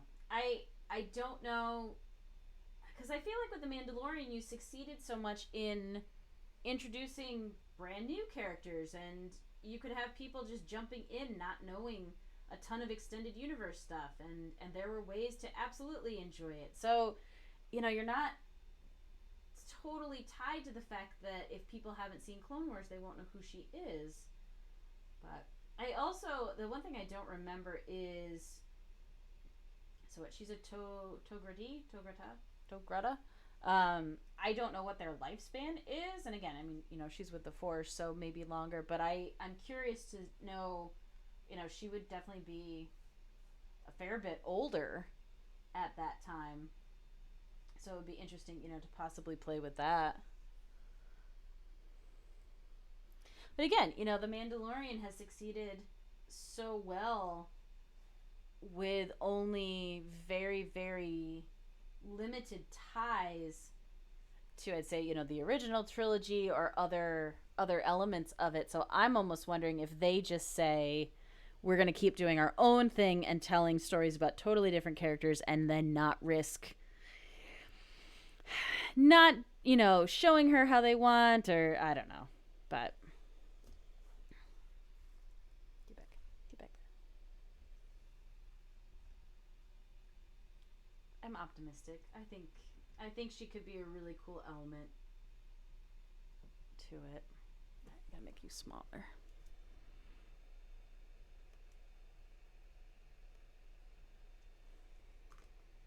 So pretty much thought that she died in the Rebels. I haven't seen any of it, so I don't know if the show are going.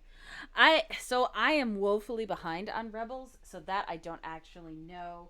I've definitely seen little stills from it and different stuff, so I'm aware of certain things, but I'm not actually sure what her story arc in that was. I need to. I have Disney Plus. I have, I've got access to it. I need to just get. The thing is, and it's an absolute, I feel like, cop out when I say it, but it really is the truth, in that there are shows that I feel comfortable just like sitting and watching, but also maybe drawing while I'm doing something or doing something else, and maybe not giving them my full attention. But with Clone Wars and Rebels, like, I love the animation. I love watching that show. So I really want to sit down and enjoy it. But then the little evil lizard part of my brain is like, hey, if you have time to sit and watch, you have time to be doing artwork. So it's hard for me sometimes to, like, I will frequently put on movies or TV shows that I know really well and just kind of have them in the background, because it means that I don't have to specifically pay attention to them or watch something or be worried I'm going to miss something. Um, but it's not great because it means that I don't always move forward on a lot of new material, and maybe as this all this quarantine stuff changes, then because I'm working from home so much of the time, maybe I just force myself to, once I have worked on my tablet for 10 hours that day and I should take a break from the computer, maybe that just means that I start really getting into a lot of the stuff that I haven't been watching.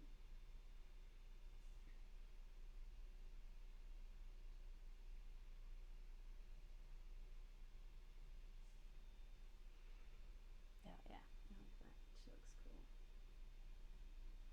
Oh, I gotta make her lips bigger. That's what it was. Yeah. Boop, boop, boop.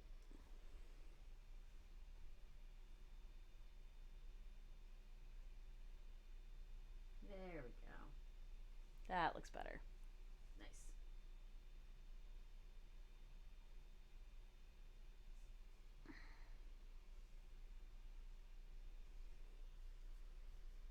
She enjoys Clone Wars and Rebels. I love the universes. Just fell off the Clone Wars really early, so I hear little snippets of what happened. And I'm just like, huh?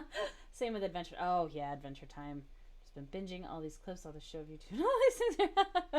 Yeah, yeah. At a certain point, after I've watched, like episode summaries or season summaries and stuff, I was like, you know what, ding ding, you should just go and watch the show as it actually is, and you'd probably really enjoy it. But yeah, you fall down those YouTube holes, and you're just like, well, I could just watch one more, and then you're watching the outtakes of them, and it's just, yeah. I will say, when it came to the Clone Wars animated show, so I remember when the first, like, the 2D Flash animated version of it came out, and I watched some of that, and it had that same style as like Samurai Jack, and that was neat. But where then when they released the 3D version, I remember starting to watch it and being like, I didn't like the prequels. I'm not really that curious that much more about the story. And I think I want to say I think she's got to come out this way actually. Yeah, that makes more sense. Um, the first season, maybe even just like the first 5 or 6 episodes, like they were okay, but they weren't great. And I'm very happy that I hung with it because it just got better and better. And the stories that they told, and part of that was I liked Ahsoka a lot more as the series went on. Like when she's first introduced in that kind of little mini movie thing that they did, like she's kind of obnoxious, and I didn't really love how she was written. Um, and I think they just improved on her every iteration of her afterwards. Like she got this great character development. She got a really neat arc, and the really nice thing, and it was what I always talked about when it came to Star Wars, is when I'm watching a prequel, there's no mystery. I know what's going to happen to Obi-Wan. I know he's going to survive this encounter. I know that Anakin's going to survive this encounter, and R2D2 is going to survive. So there's not that sense of dread or peril when it comes to those characters, but a brand new character or some of the clones, that's a whole different thing. And now you can actually start to play with, will this character survive this situation? And that gets really, I think, a lot more interesting to me. But oh yeah, it was weird. It didn't have that many episodes, and I felt like it was kind of, I don't know, like it was almost hidden. Like they released it and then they didn't promote it, and they didn't put it on DVD, and they didn't show reruns of it, and it just kind of disappeared. It was very weird with all of that. So I don't know, again, I don't know the history on that, if there was some other, craziness happening behind the scenes that you just didn't know about. But yeah, it was definitely very, very hidden for a long time. Okay, so she's got the points that go to the out. So let's do blue. And we're going to be smart, and we're going to put it on a new layer. Yes, smart. Smart, smart, smart.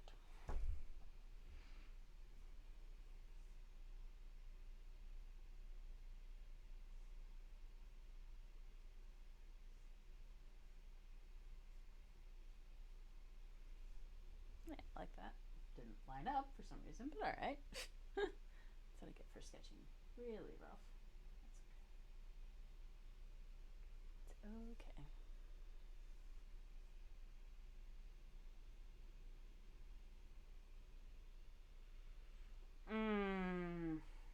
Oh, that's a good question. I I feel like I remember seeing episode 1 in high school. I'm pretty sure. So 2005 sounds at least close. Which is just killing me because that's 15 years ago.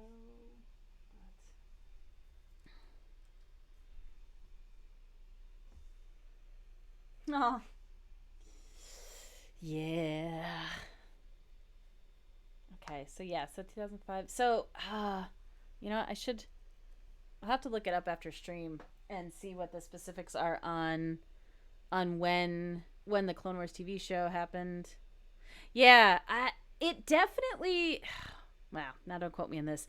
I was pretty sure that the animation didn't come out because I feel like I was familiar with it in college, so it must have been in the 2005 to 2007 range. But you know what? Here, now you've got me curious enough. I'm gonna pop over and look it up real quick. All right, so you've piqued my interest, Bean, and now I want to know. So we got Clone Wars, Connect the Dots, Bridge Saga. Is that what you were? Okay, yeah. So, that's a short documentary. I don't want the documentary. I want the show. Go. Or don't. That's fine. Star Wars Clone Wars. Looking at the first batch of Clone Wars. Yeah. Yeah, I think it had to come out in 2005. It's looking like it's being kind of silly and letting me touch things. You are absolutely right, Bean. You are absolutely right. Okay, so Star Wars Clone Wars. Let's see this. Mm-mm-mm-mm. All right, so it looks like it ran TV series that ran from 2003 to 2005. Okay. Yep. So let's see how many. So it had 3 seasons, which doesn't seem possible to me. And so season 1 had 10 episodes. Season 2 had 10 episodes. And season 3 only had 5. So they only have 25 episodes of it, which I think must have been, again, why you wouldn't see it in circulation more frequently. All right, I think I might actually be done sketching her, and I might move her over to the other program. But yeah, so that would have been like right at the end of my high school, getting into college. All right, so let's do boop. Close that, close that, close that. We'll have to keep her colors open at some point, so I color her correctly. Excuse me. Mm-hmm. I recommend checking out a podcast called Movie Maintenance.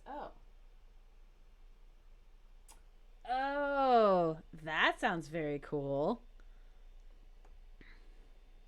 I feel like there was something like that. Ahsoka. Um, where somebody was trying to, like, I think it must have been on YouTube. They were. Oh, I can export it as a Photoshop file? Oh, that's cool. Sorry, I got super distracted. They took just the original footage, but they were recutting it and making it like reordering the scenes or changing the pacing. And obviously you don't have the benefit of other camera angles or different takes of things, but they were making it, just cutting it differently to try and make it a little bit more palatable. A little bit, because it needed to be more palatable because it was rough.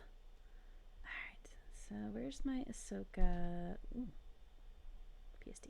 Let's see how this goes. Hey, cool. Oh, and it came in with the layers. Oh, that's awesome. Here, let me switch this over so you can actually see what I'm doing.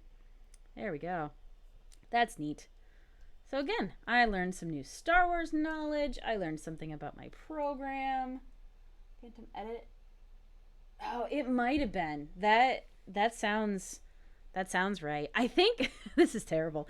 At the time when they were doing it, I really liked the concept of it, but I was so sick of the prequels that I couldn't spend any more time watching them. Because I was like, no, I'm done. I can't do this series anymore. I can't.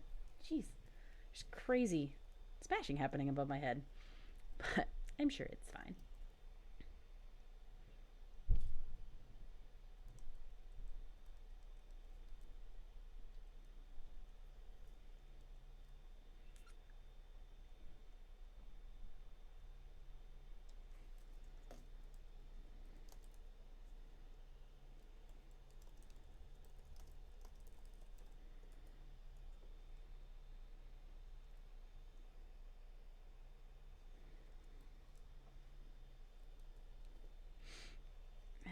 All right, so sorry, switch this back over. Yeah, Phantom Edit. That's funny. Oh, I was gonna say, because I remember when they released episode 1 in 3D, and I went to the theater to see that because I was like, oh, the pod race could be really, really cool in 3D, and it was. Still can't save that movie, and it was, it was one of those where they didn't even end up making the rest of those. They didn't release them in 3D. They just did that first one. I was like, that probably says something about these movies. Which again, it will be forever why I have that deep, deep love for the animated Clone Wars show, because you made me care. You made me care about Anakin, which was really, really hard. You gave him depth. You gave Obi-Wan depth. You got to actually really see the friendship between the two of them. And, again, it's nothing against Ewan McGregor and Hayden Christensen. It's easy to come down on him for his acting. But, I think the two of them together did actually have okay chemistry, but it was amazing to see what the Clone Wars TV show could do with that. But, it had the benefit of what? It had 6 seasons? So you have a ton of time to develop story. And even with it, you have the benefit of having somebody failed before you with the prequels. So you're like, well, okay, we know what not to do. And so we'll just do something else.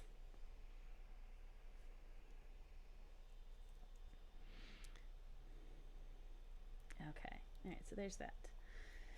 All right. Do you think Lucas actually had a bigger plan for Jard? You gave him a way to actually see him turning. Yes. Oh my gosh. Yep. Nope. It was. I. I'm sorry. Well, since you're the only one in chat, Bean, I'm just gonna keep talking right to you and tell you long-winded stories. But I was watching through the Clone Wars TV show, and I was, getting wrapped up in it and just really, really enjoying it. And I don't want to spoil anything for people who haven't seen it, but you've got conflict between Anakin and Padme, and stress between Obi-Wan and what's going on in his life, and then what happened with Ahsoka, and you're watching all of these elements build on Anakin and deteriorate him, and the puppet master of Palpatine, and how he's making it question. And honestly, the thing that I loved the most about it was you got to see the flaws and the cracks in the Jedi and in the Jedi Council. And I I thought it was cool that Samuel L. Jackson did the voice of Mace Windu, but his character didn't necessarily do anything specific for me, but it was great in the show because that character is such a strict, you have to go by the rules, you have, like, there's no room for wiggle, there's none of this. And it was that rigidity that was really, it was alarming, and it made it have that kind of cult feel that there's no room for error, there's no room for, but in this circumstance, or maybe logical thinking and reassessing, that was like, no, you buy into this religion and you have to stick to it so specifically, and if you break from it, then you're immediately on the path of darkness and you can't redeem yourself. And I liked, again, then you've got the great character of Quinlan Voss, who flies in the face of all the Jedi teachings and yet is still a good guy. I mean, he's definitely like chaotic neutral, I'd say, maybe even a little chaotic evil, but no, he's not chaotic evil, he's just very chaotic and very crazy, but he's still helping, and he's still using like his Jedi abilities to help the little guy and do that, but he's doing it beyond the reach of the Jedi Temple and all of that. And all of those different elements and facets were great. And it just, I loved the amount of stress and the pressure cooker that they were putting on Anakin. And again, it's like you said, all of a sudden you now have 5 seasons worth of all of this building, and when he starts to turn, you feel it and you understand it, and it's not that black and white, and you're like, oh my gosh, you're that much more sympathetic for him. And I remember I watched all the way up through that, and that movie, or the show, runs right into the third movie, and I was like, oh my gosh, I have to go back and I have to watch the third movie because it's going to be great. I loved Duel of the Fates, it's the most amazing song. And I watched the movie, and after all of that build up, the come down of having the wooden acting and the stiff edits and all of this stuff, and it was just like, oh my gosh, I think I'm even more mad at it now because I had been building up through this whole series to have this great finale movie, and I'm just that much more upset at it now because it's just so bad in comparison. It's like even John Williams couldn't save this for me. So I still like need to go back to Obi-Wan. Oh, yeah, Spider Mall was... It's funny. It's one of those funny things where I'm like, no, I could see someone throw that out in a concept meeting, but the fact that they actually went with it, and it was a whole storyline. And then you have, his brother, who they named, Savage Opress. And I'm like, wow, guys, really? Like, you couldn't have come up with anything else for that? Like, that's just... Ugh. But again, I'm not in the writer room with that. I don't have control. I just get to sit back and judge. But yeah, there are definitely. But then you had like the witches on Dathomir or something like that.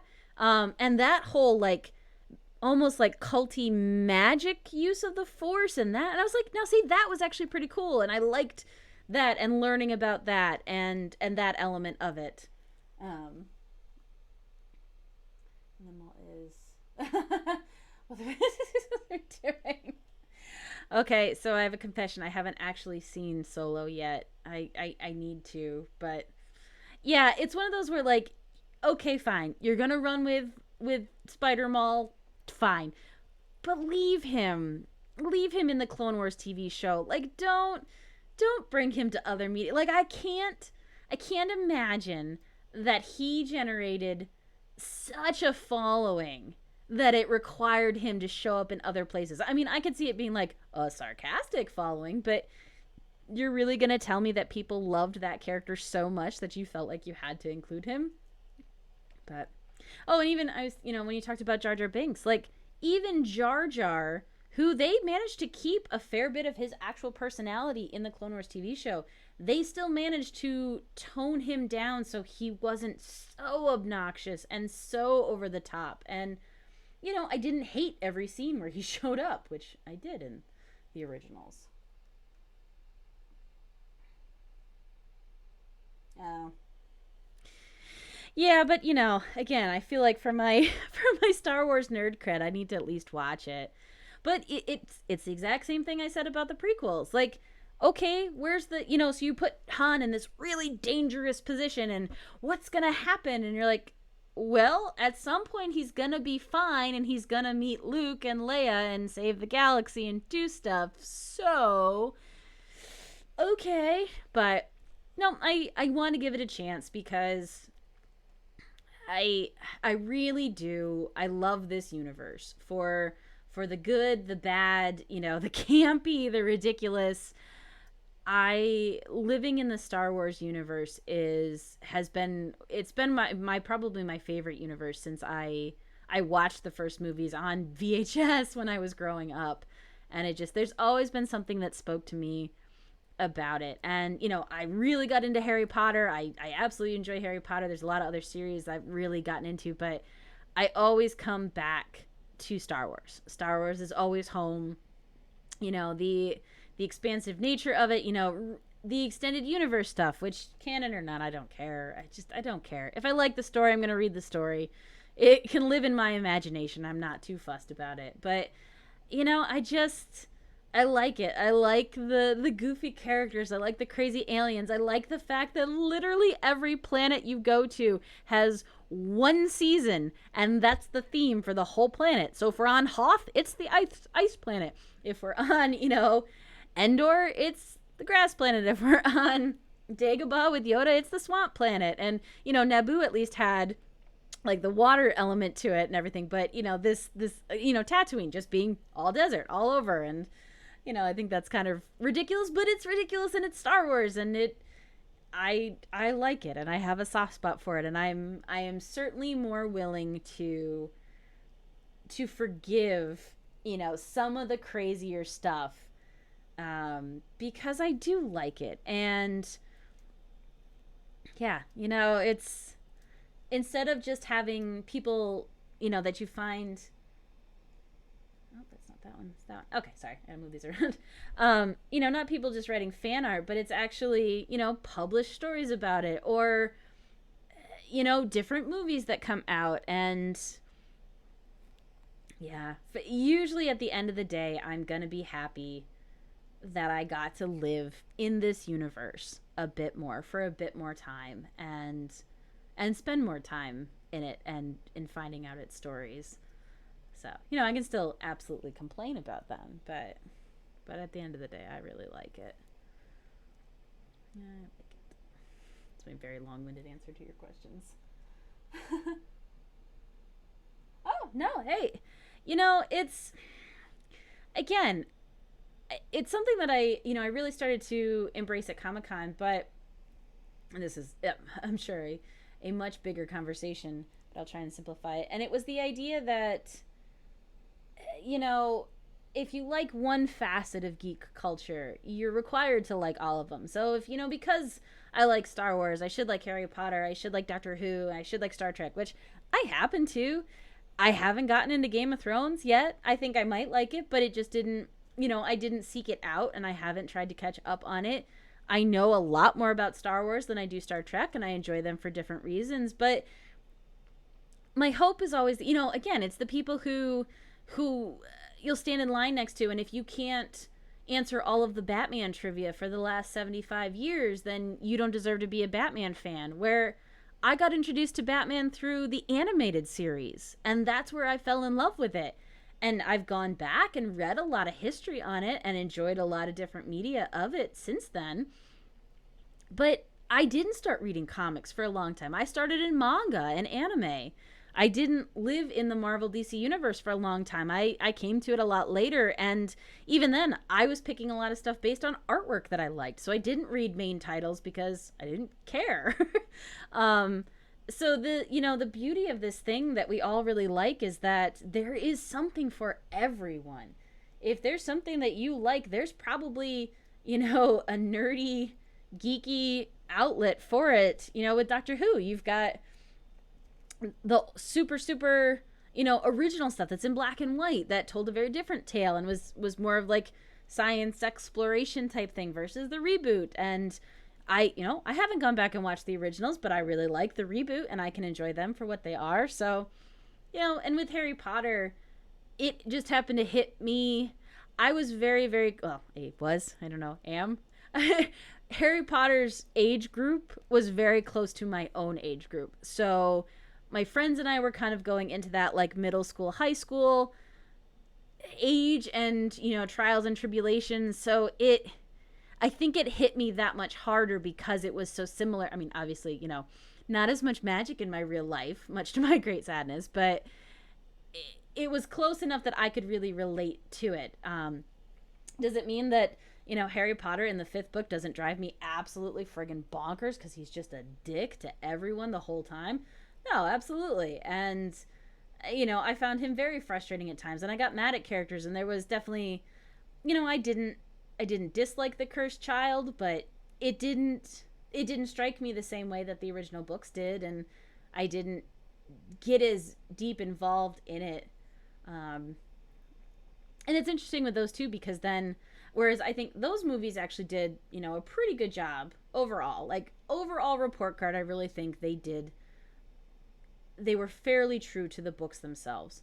But the thing I really liked about the Harry Potter universe was when I would read them, the characters that I would see in my head, they made me want to create artwork. That's why I still like drawing Patronus portraits for people and those type of commissions, because it's the imaginative element that those books inspired in me, almost more so than, we'll say, maybe, the solid base of the universe itself, if that makes sense. But no, I mean, unless unless you're signing up for Harry Potter trivia and your team is counting on you, and then you decide to mention to them that you actually don't like Harry Potter, like, you can dislike any fandom that you want. My big thing is, at the end of the day, I was like, just don't shit on other people. Like, if someone is dressed up in full Hogwarts robes, like, I went nuts. I enjoyed Harry Potter Land in Disney like crazy, and I was one of the weirdos who was a full adult casting magic at the spells while the little kids around me were looking at me like I was crazy. I was like, no, this is serious. Back up. My turn to do magic. But, if you're not picking on me, I don't care. You can enjoy your thing. I can enjoy my thing. We don't, the beauty of it is we don't have to all enjoy the same thing. Got very motivational speaker there for a second, but I really love this stuff. I really do. And the geeky things.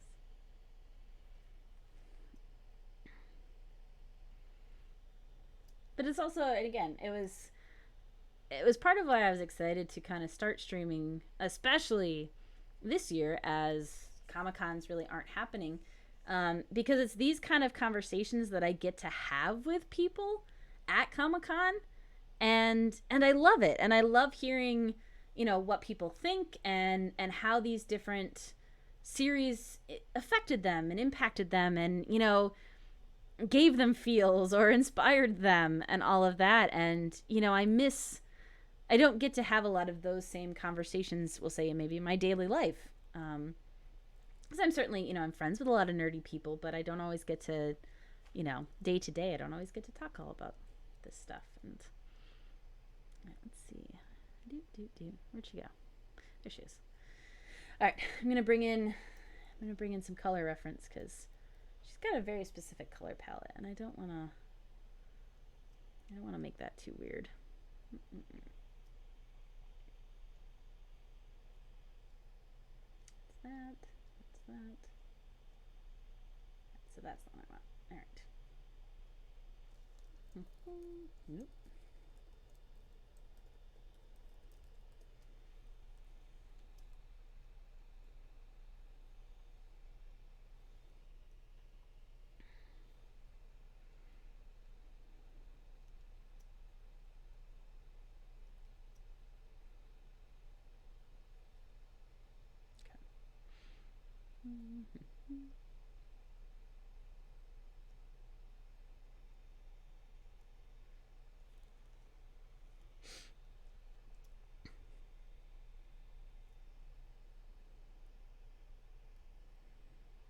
I mean, again, you know, I think the big takeaway is I think Will Wheaton pretty much summed it up the best is, you know, just don't be a dick.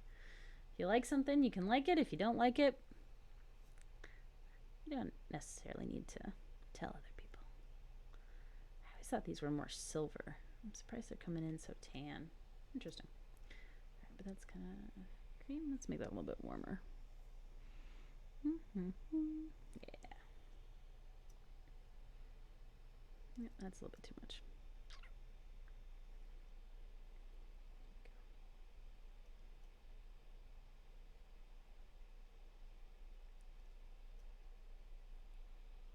Beep. There we go. How about those layers?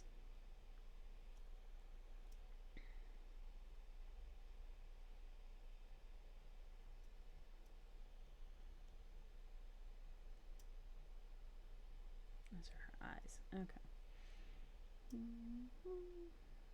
Let's start with this one. See how that feels.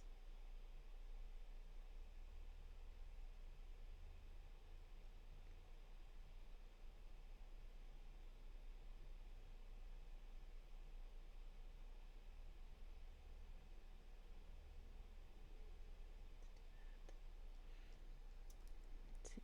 It shows her hands. Kind of. Oh, it's the gloves, right? Okay. So we'll wait on those. I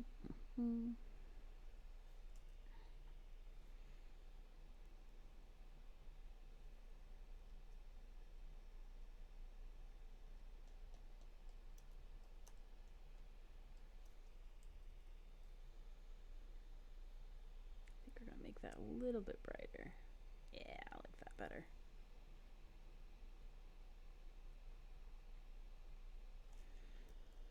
Sweet. Oop. Cancel. Let's save that as a... That's scary. I hadn't saved it yet. Dodo. It's my hot tip for today. Always save your work.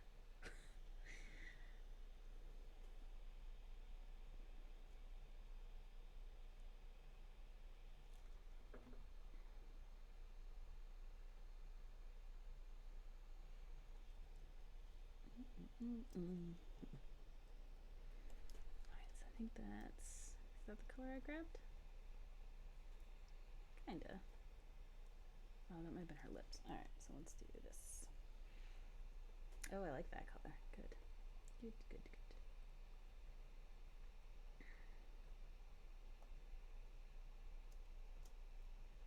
I'm gonna do the... I think it would be like the second outfit that she shows up in, where it's not just the the tube top anymore. It's actually the full tunic.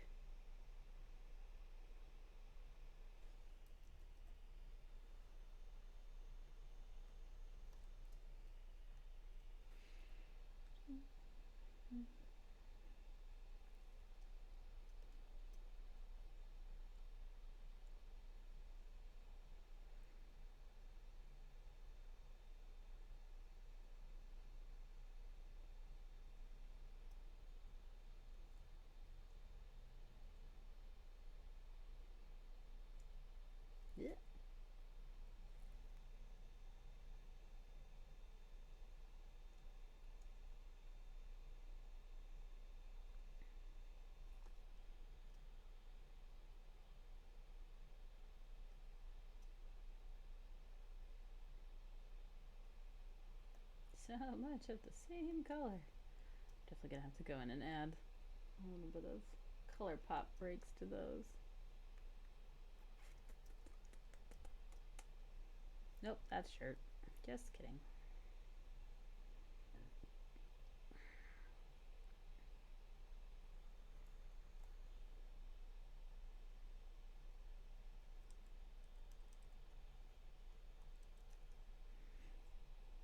Yeah.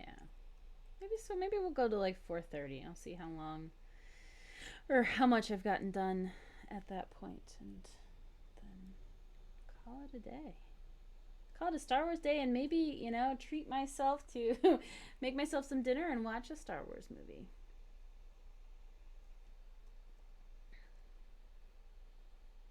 Oh, that's her other head tail.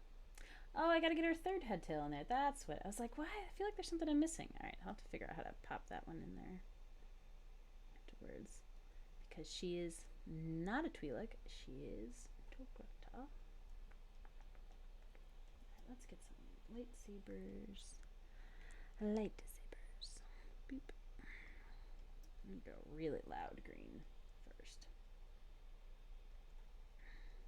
and then we'll fix it from there. Okay. And this is the wonderful thing about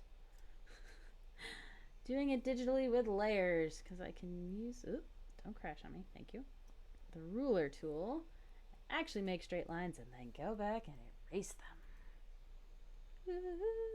Amazing.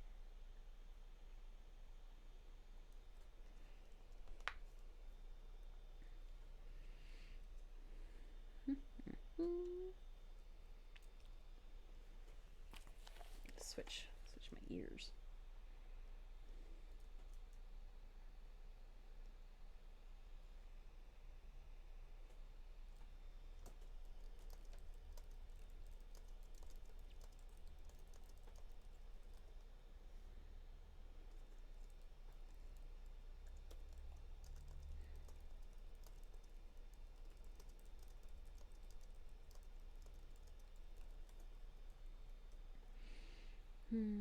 Nope, not the one I wanted. There it is. Don't have that many windows open, and yet still clicking through the wrong one. So this, we'll call this the lightsabers. There we go. And then we'll do face tattoos. I don't think they're tattoos. I think they're actually a part of the race, but for the sake of this, I'm going to refer to them as tattoos.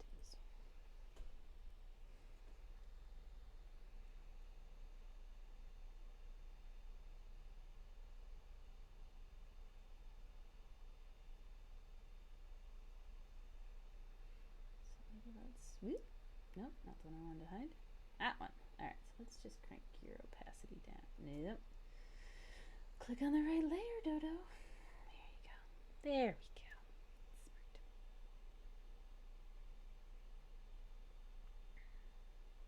Smart. Nope, and I'm coloring on the wrong one. Good grief.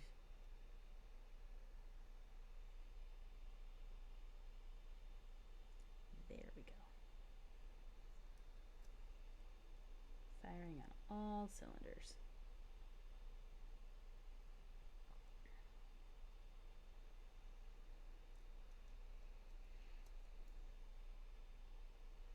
And as I was thinking about it too, being the big thing that I love are the concept art books for all of the Star Wars. So I mean, I own a bunch of different ones, but there's one that I have that's all just, it's like a field guide to all of the creatures, and not even all of them, just some creatures that exist in the Star Wars universe. And the illustrations are just gorgeous. The McQuarrie art is, the costume designs and the creature elements and these things, like I can't get enough of the visual aspects of it.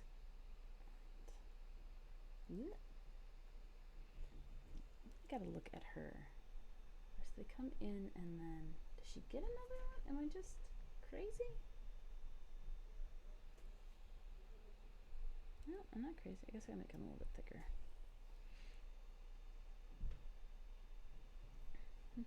so they kind of come in. Yeah, I like that better.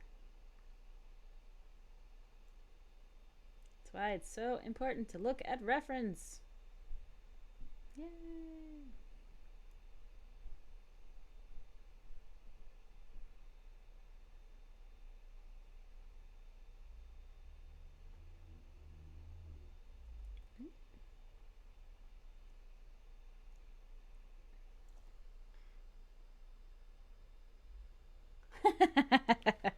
You didn't enjoy his constant coughing and that was my favorite part.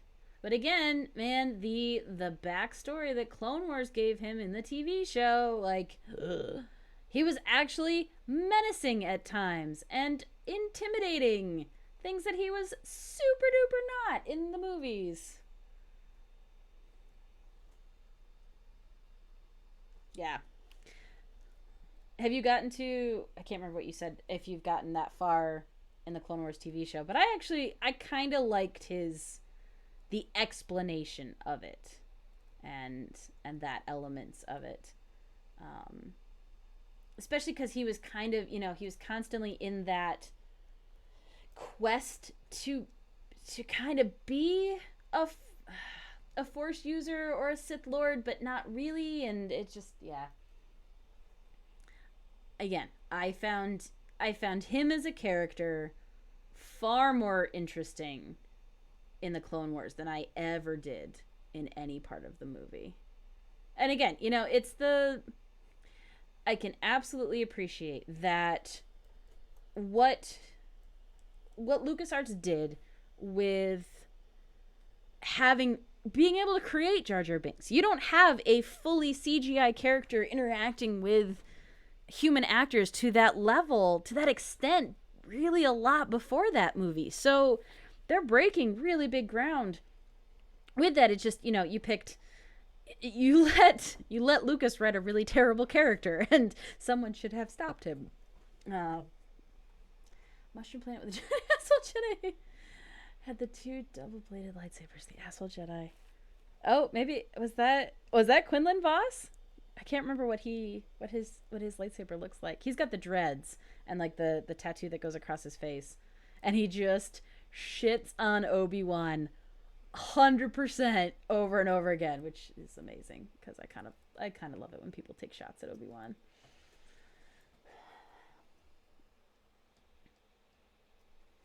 And I'm sure that Bean, if you looked up, different plot lines or different specifics about Clone Wars, like you could even like they'd tell you, watch these 6 episodes to get the Grievous story, or stuff like that if you didn't want to watch the whole thing.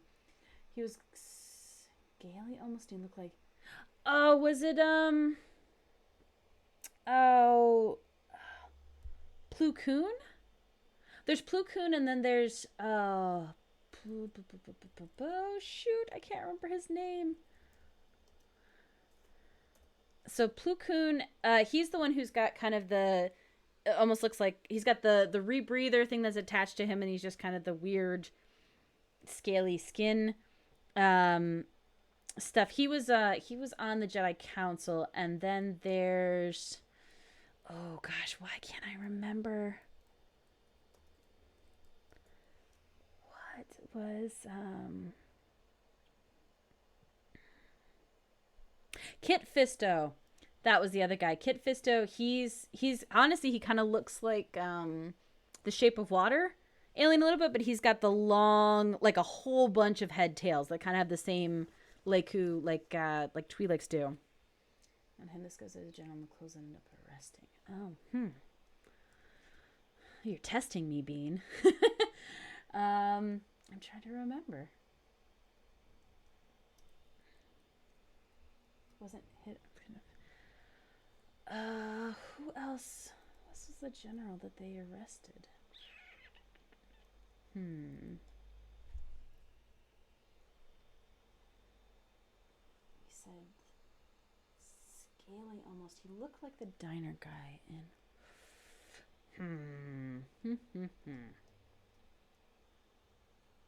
Somewhere in Pike season 2 or something. Okay. really early on. That might be why I'm fuzzy. Well, I mean, again, it's as I get older and as I consume wine during quarantine, my brain cells and my memory just fade away. Um, Scaly General. That's gonna bug me. I'll have to see if I can figure out who that is. Cool. Yeah. Oh, like it. I think she's looking cute. She's definitely got a little bit more detail going than we did on the child, but that's okay. I might not finish all of her pieces, but I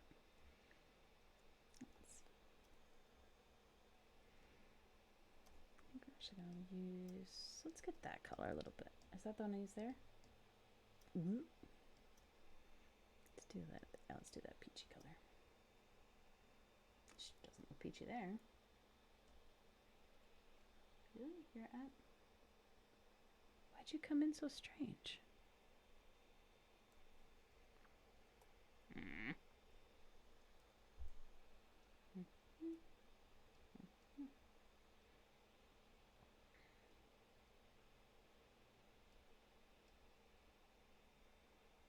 Got the opacity up. I've got the brush set up. Are we on? That's super weird. Alright. Well, I guess it's just not coming in the color I was expecting it to.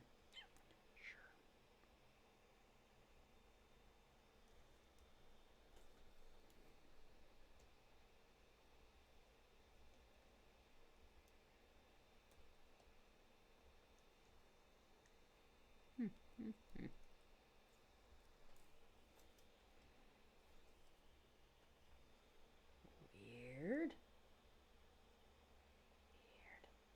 It's super weird.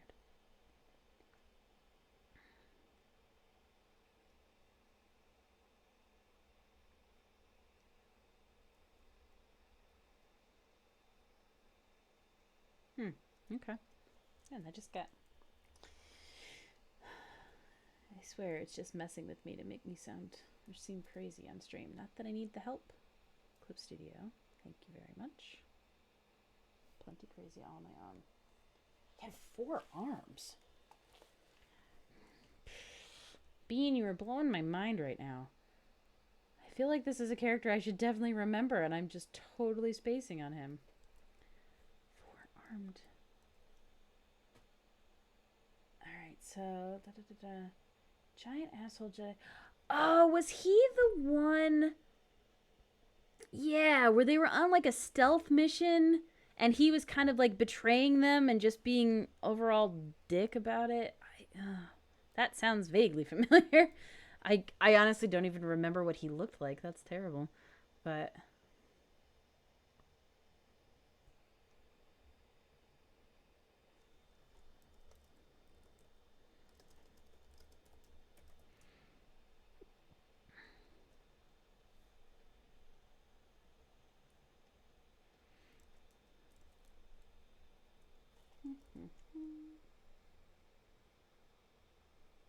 just check my things. Okay, good. Not missing anything. Cool. Alright, back to this. There we go. Back to whatever weirdness was happening here. Let's get rid of that. Okay, I wonder if the layer was doing. I don't know. But we're gonna get rid of that anyways. Make like it never happened. I'm gonna call this line art.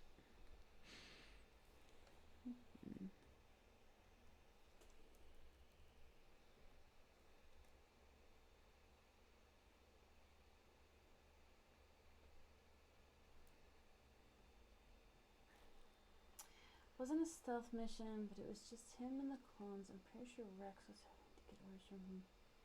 Just kept throwing the clones isolating into. Oh wow. Yeah, I feel like I remember it, but not enough to actually remember his name or anything. I think he might just be a Clone Wars TV show creation. But I again, you'll send me on a hunt after stream is over. I'll have to go in and look it up and see if I can figure out who that guy was. Let's see what's here.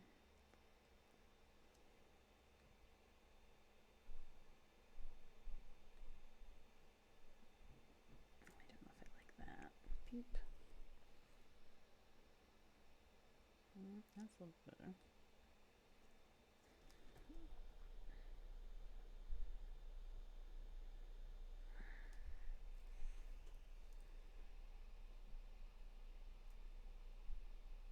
There, I think that fixed it.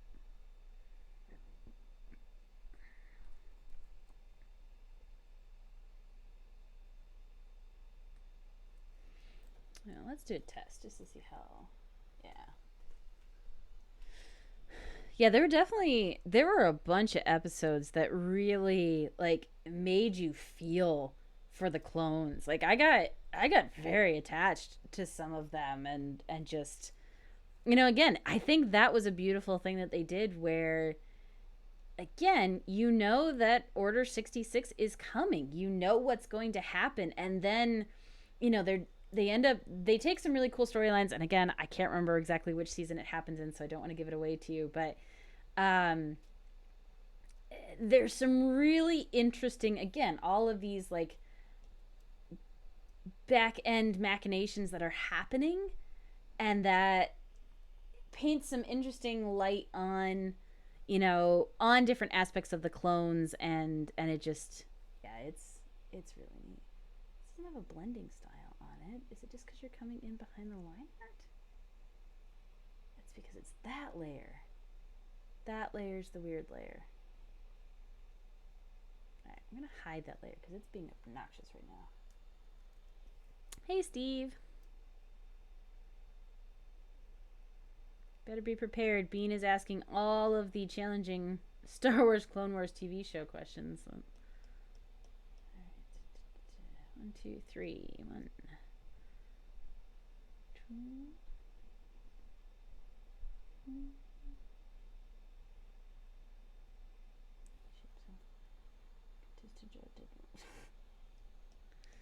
That's just hurtful, Steve. She's still a great character, even if she's dead. Alright, so that one needs to come a little bit farther. So we're going to erase those.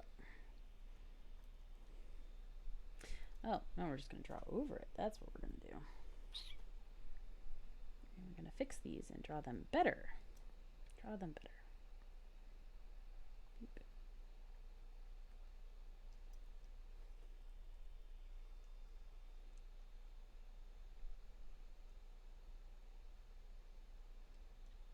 So let's start with that middle one, and maybe that'll help me draw better.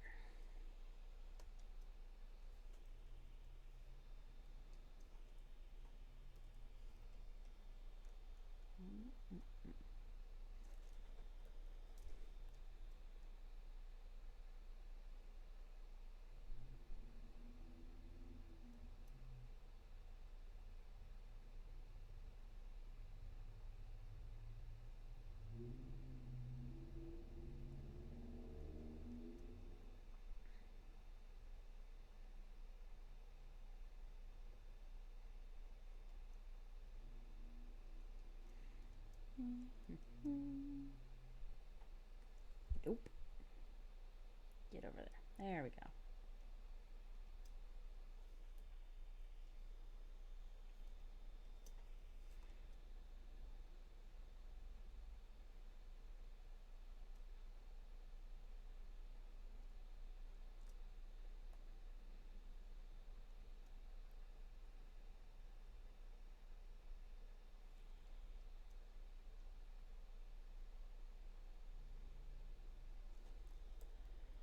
Oh, much better.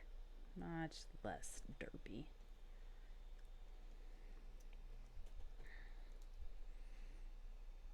I can make this one a bit smaller.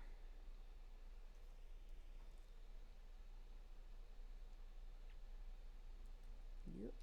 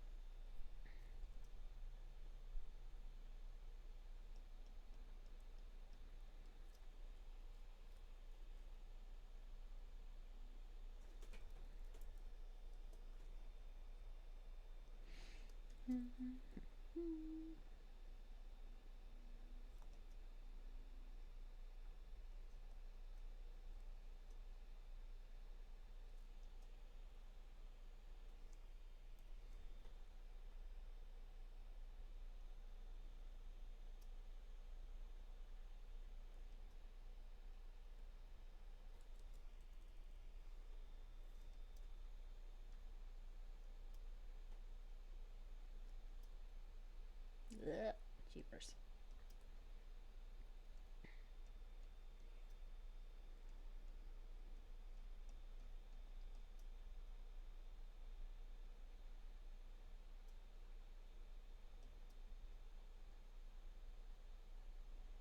I'm gonna have to clean that up a bit too, but just get these colors popped in here.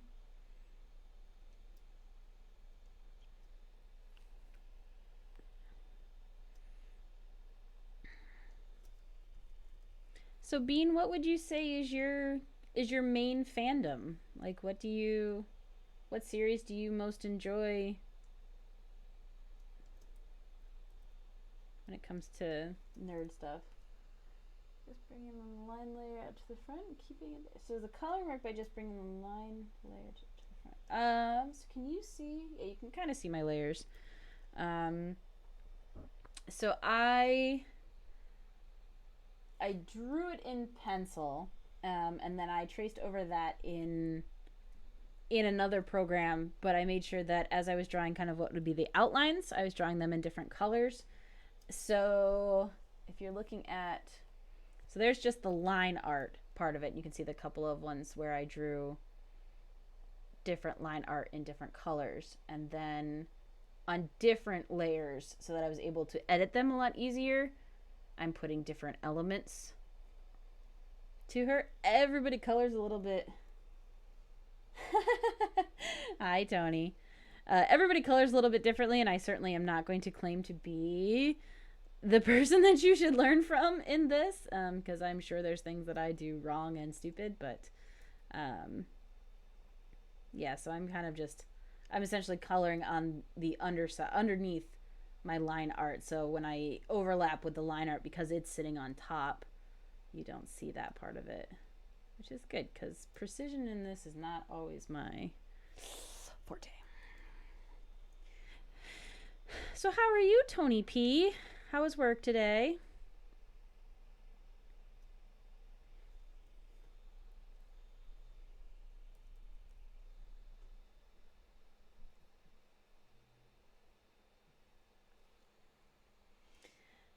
Yeah, I think it might have been last Monday because I worked at the winery that day, and even though I wasn't totally sure what day it was, like Monday still managed to feel like a Monday. I was like, how's that possible? Time doesn't make any sense anymore, and I never know what day it is, but I Monday still feels like a Monday. So, yeah. But yay.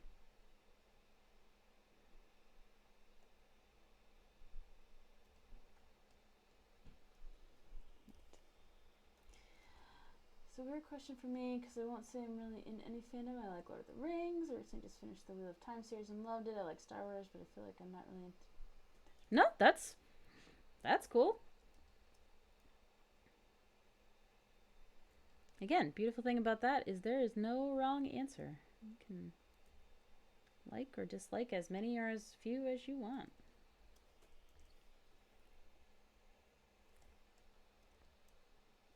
Alright, so maybe we sneak in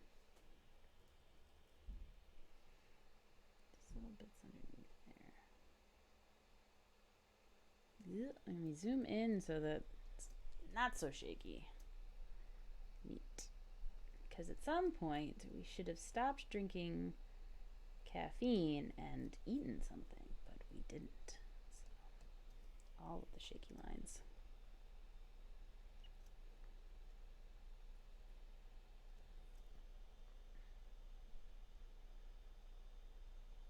Yep.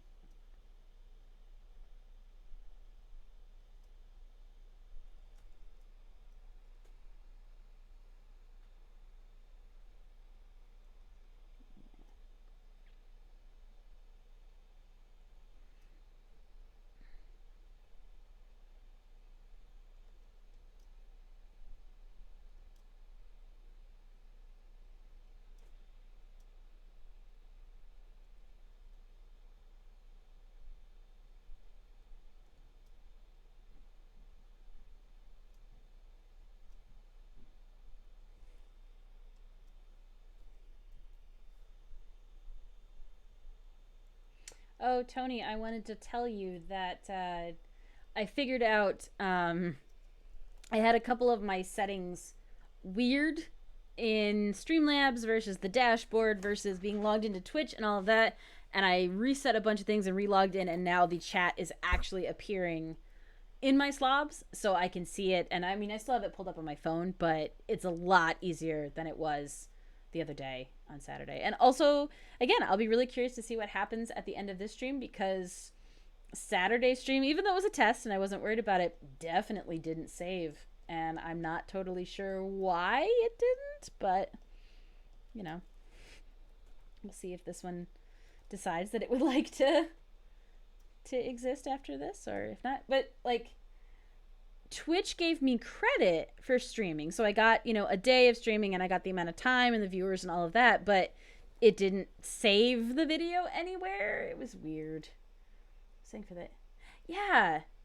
And I had the box checked, but I really think because originally when I pulled up slobs, it was because I really wanted to try and broadcast a specific way for the dance video I was going to do live on Facebook. So I had attached a lot of the account settings to Facebook specifically, and I hadn't then, when I switched over to Twitch, logged out of those and re-logged in under my Twitch stuff. So I think there was just like one connection, because it was still associated with Facebook and not with Twitch, that it was weird. But yeah, you know.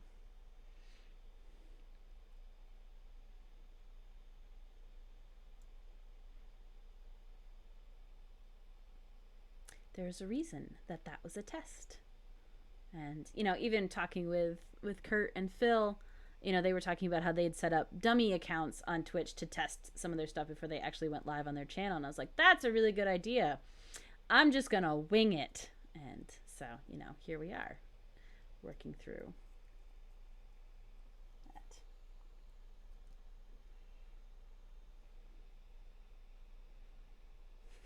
And I think I think I mentioned it to Charles at one point, where I was like, I don't really need to put these on YouTube or really save them. He's like, no, what are you doing? You have to do that. And I was like, okay, I'm sorry. So, it's good.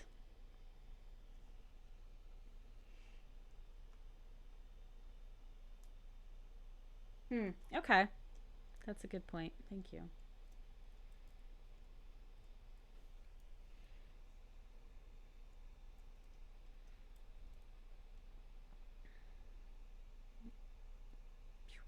There. Like that better. Alright, so I need to actually figure out where I want to connect that.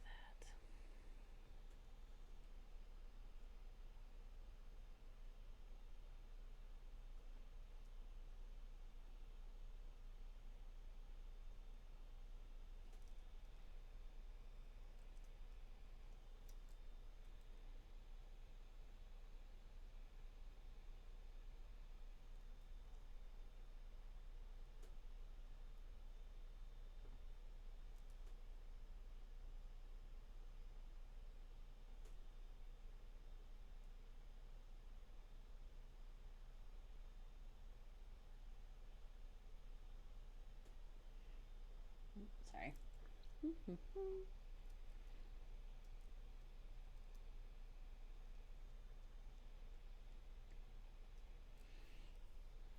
Still gonna fix that.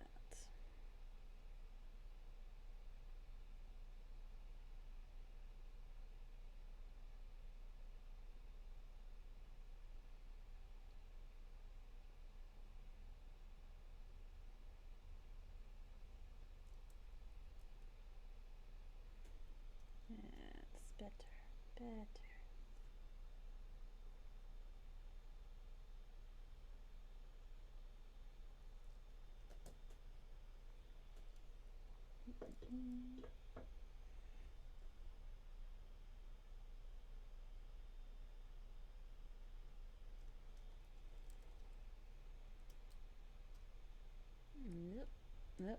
Oh, gotta find her head tail before I before I erase those lines.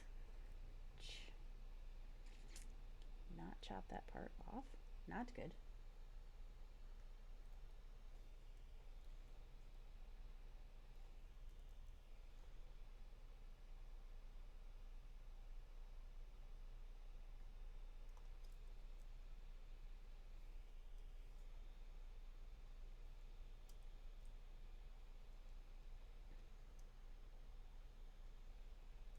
blue. Nope. Nope. There we go. Do it on the right layer.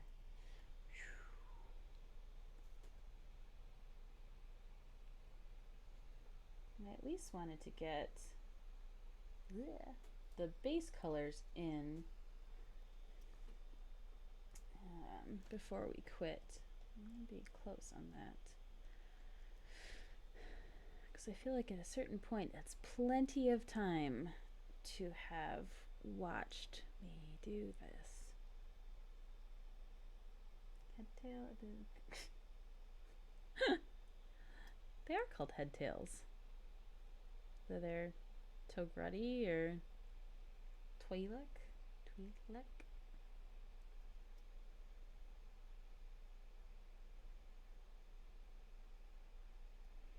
Either way, you should not chop them off. That's bad.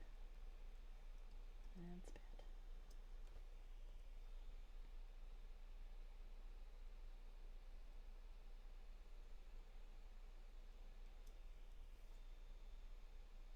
Beep.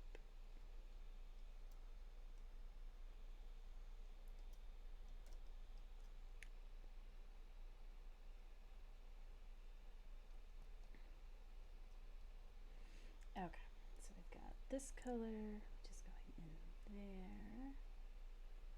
And she's got kind of that bit. So those are on the outside of her arm, so you're not going to see them. So I think we're safe to do all of that. So we're good. No one lives forever. Oh, I deleted that. Ha! Okay, so I might have to just...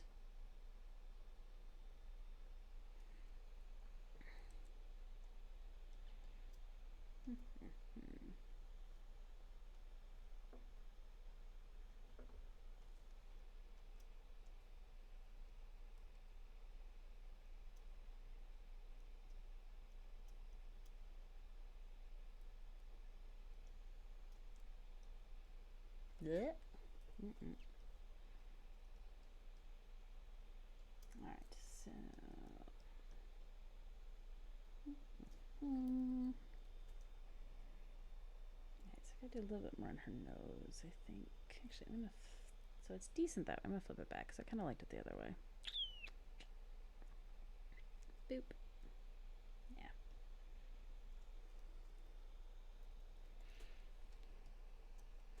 Alright, so let's do this.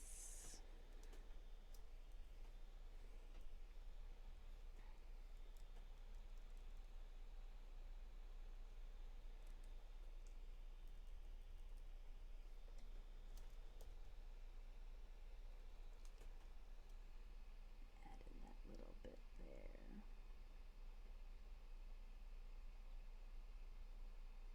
Ah!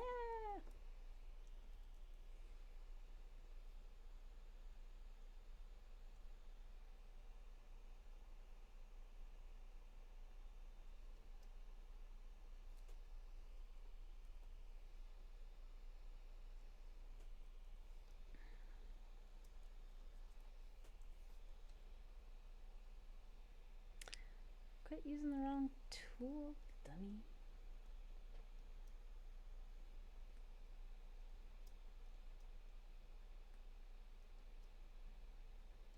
This is the one where I always think about the artists who do this a lot better and a lot faster than me. I was like, I'm sure they have like an actual plan when they go into this stuff and they're not just constantly winging it, but it's frequently a fight for me to do digital coloring, so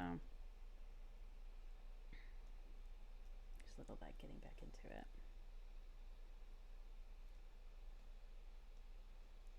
It's fine though. Let's put saber lines. Let's just do really light gray. And I have to double check. I don't actually remember what the handles of her lightsabers looked like. Because I know she's dual wielding, but that's not going to be the right angle, even a little bit. Let's fix that.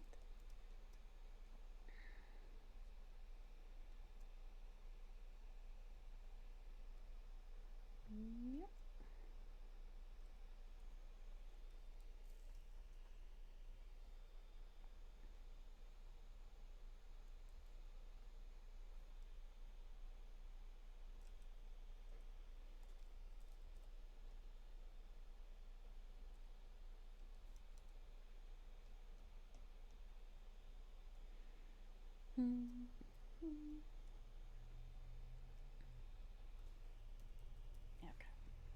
probably finish up just a little of these bits and then call it a day.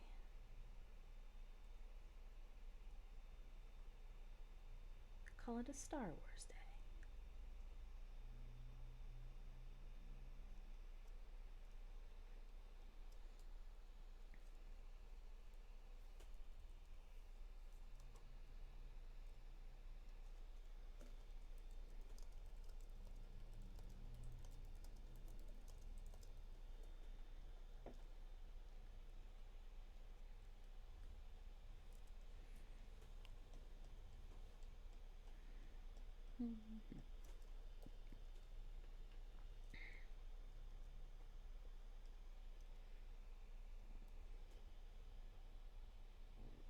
Excuse me.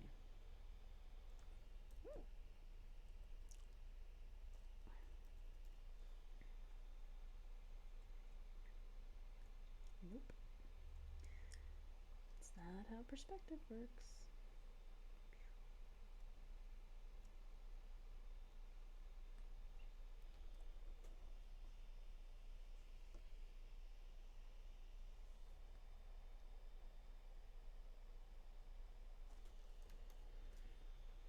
Yep, that's wonky. Let's fix that. Heh heh. Perspective is hard.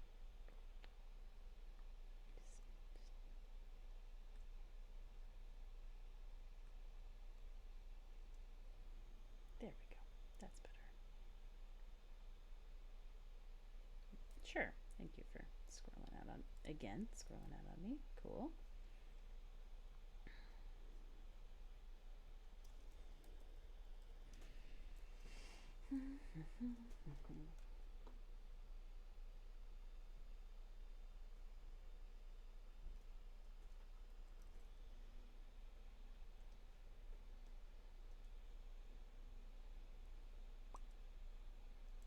Boop. I thought she did. Yeah, I mean, well, to answer your question, for at least the costume version that I'm drawing of her, so which version I've got of which time period she is, I'm pretty sure she had green sabers at that point. I know they have changed colors.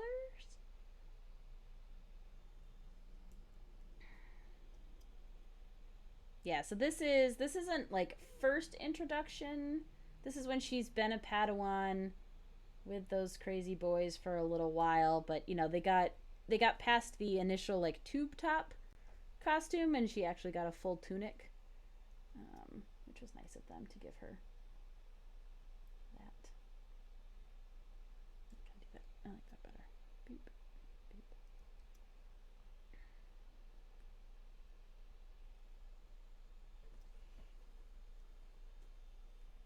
Yeah, she definitely, and I am not caught up on Rebels at all, which I should because it's on Disney Plus and I could watch it, and I'm just stupid and haven't.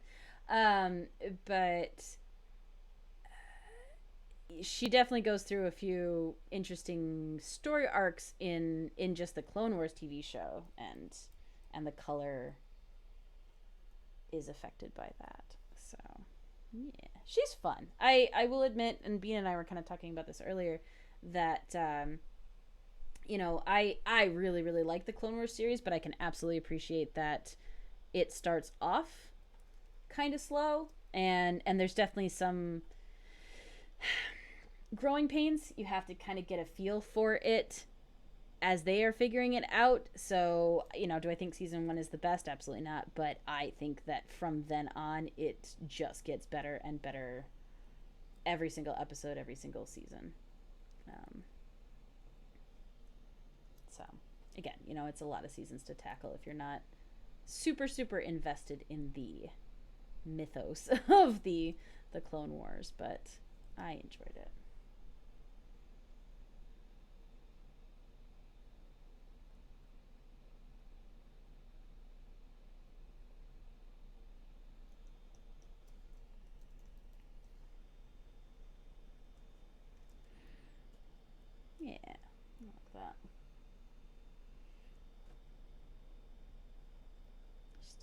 something. Oh, I think it's because I popped her cheek out a little bit too much. Let me see if I can fix that without completely destroying everything. Hi, Dad.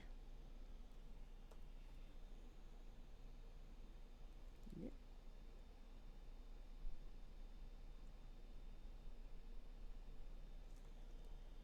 I don't know if I like that.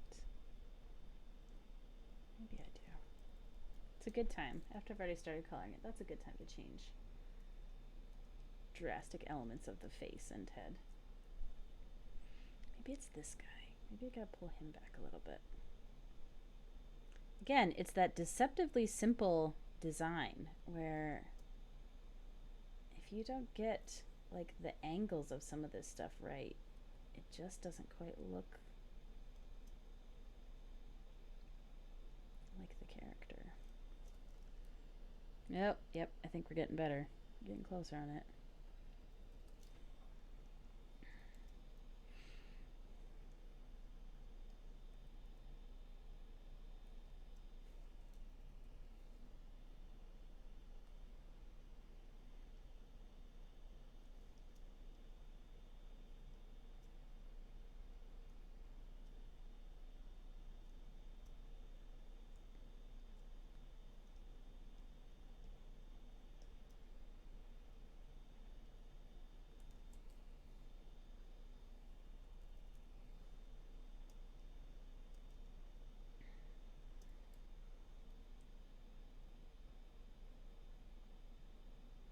But again, this part that you're seeing me do, the corrections that I'm doing now are really, it's why I don't, whoops, erase everything.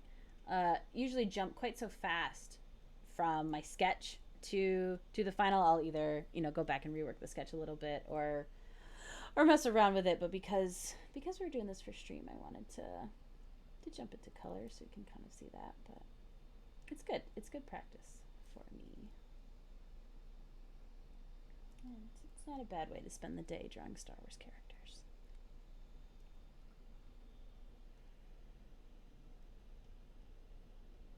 Yeah. Right, so let's see.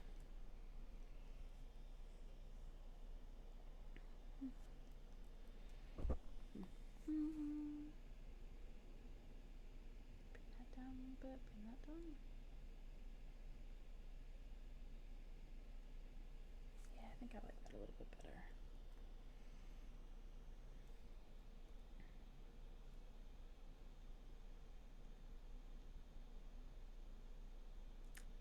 Again, you're on the wrong layer.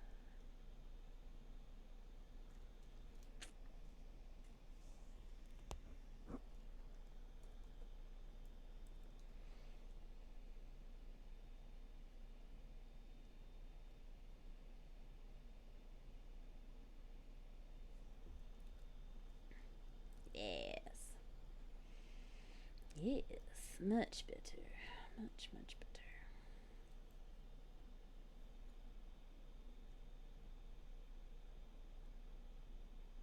Okay. Alright. Well, yeah, I think she's pretty well set for now. I can go back in and I'll have to definitely tweak the lightsabers. But that one is still bugging me. It's just really, really out of perspective. Yeah.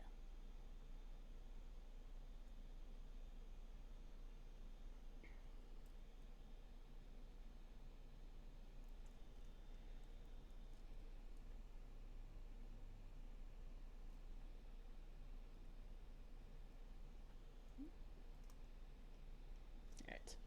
Okay. So let's see if I can do. Boop, let's pull it out. Yeah, so let's see if this actually works. I haven't tried this yet, so this is a good test. See if it'll show you. Meow.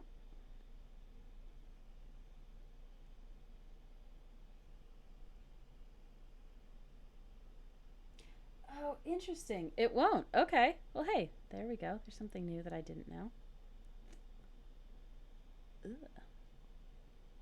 So I've got to actually get it back attached. There. Interesting. Okay. So, for you guys who weren't here earlier, so that's what we drew earlier. I had a little time with the child eating a frog.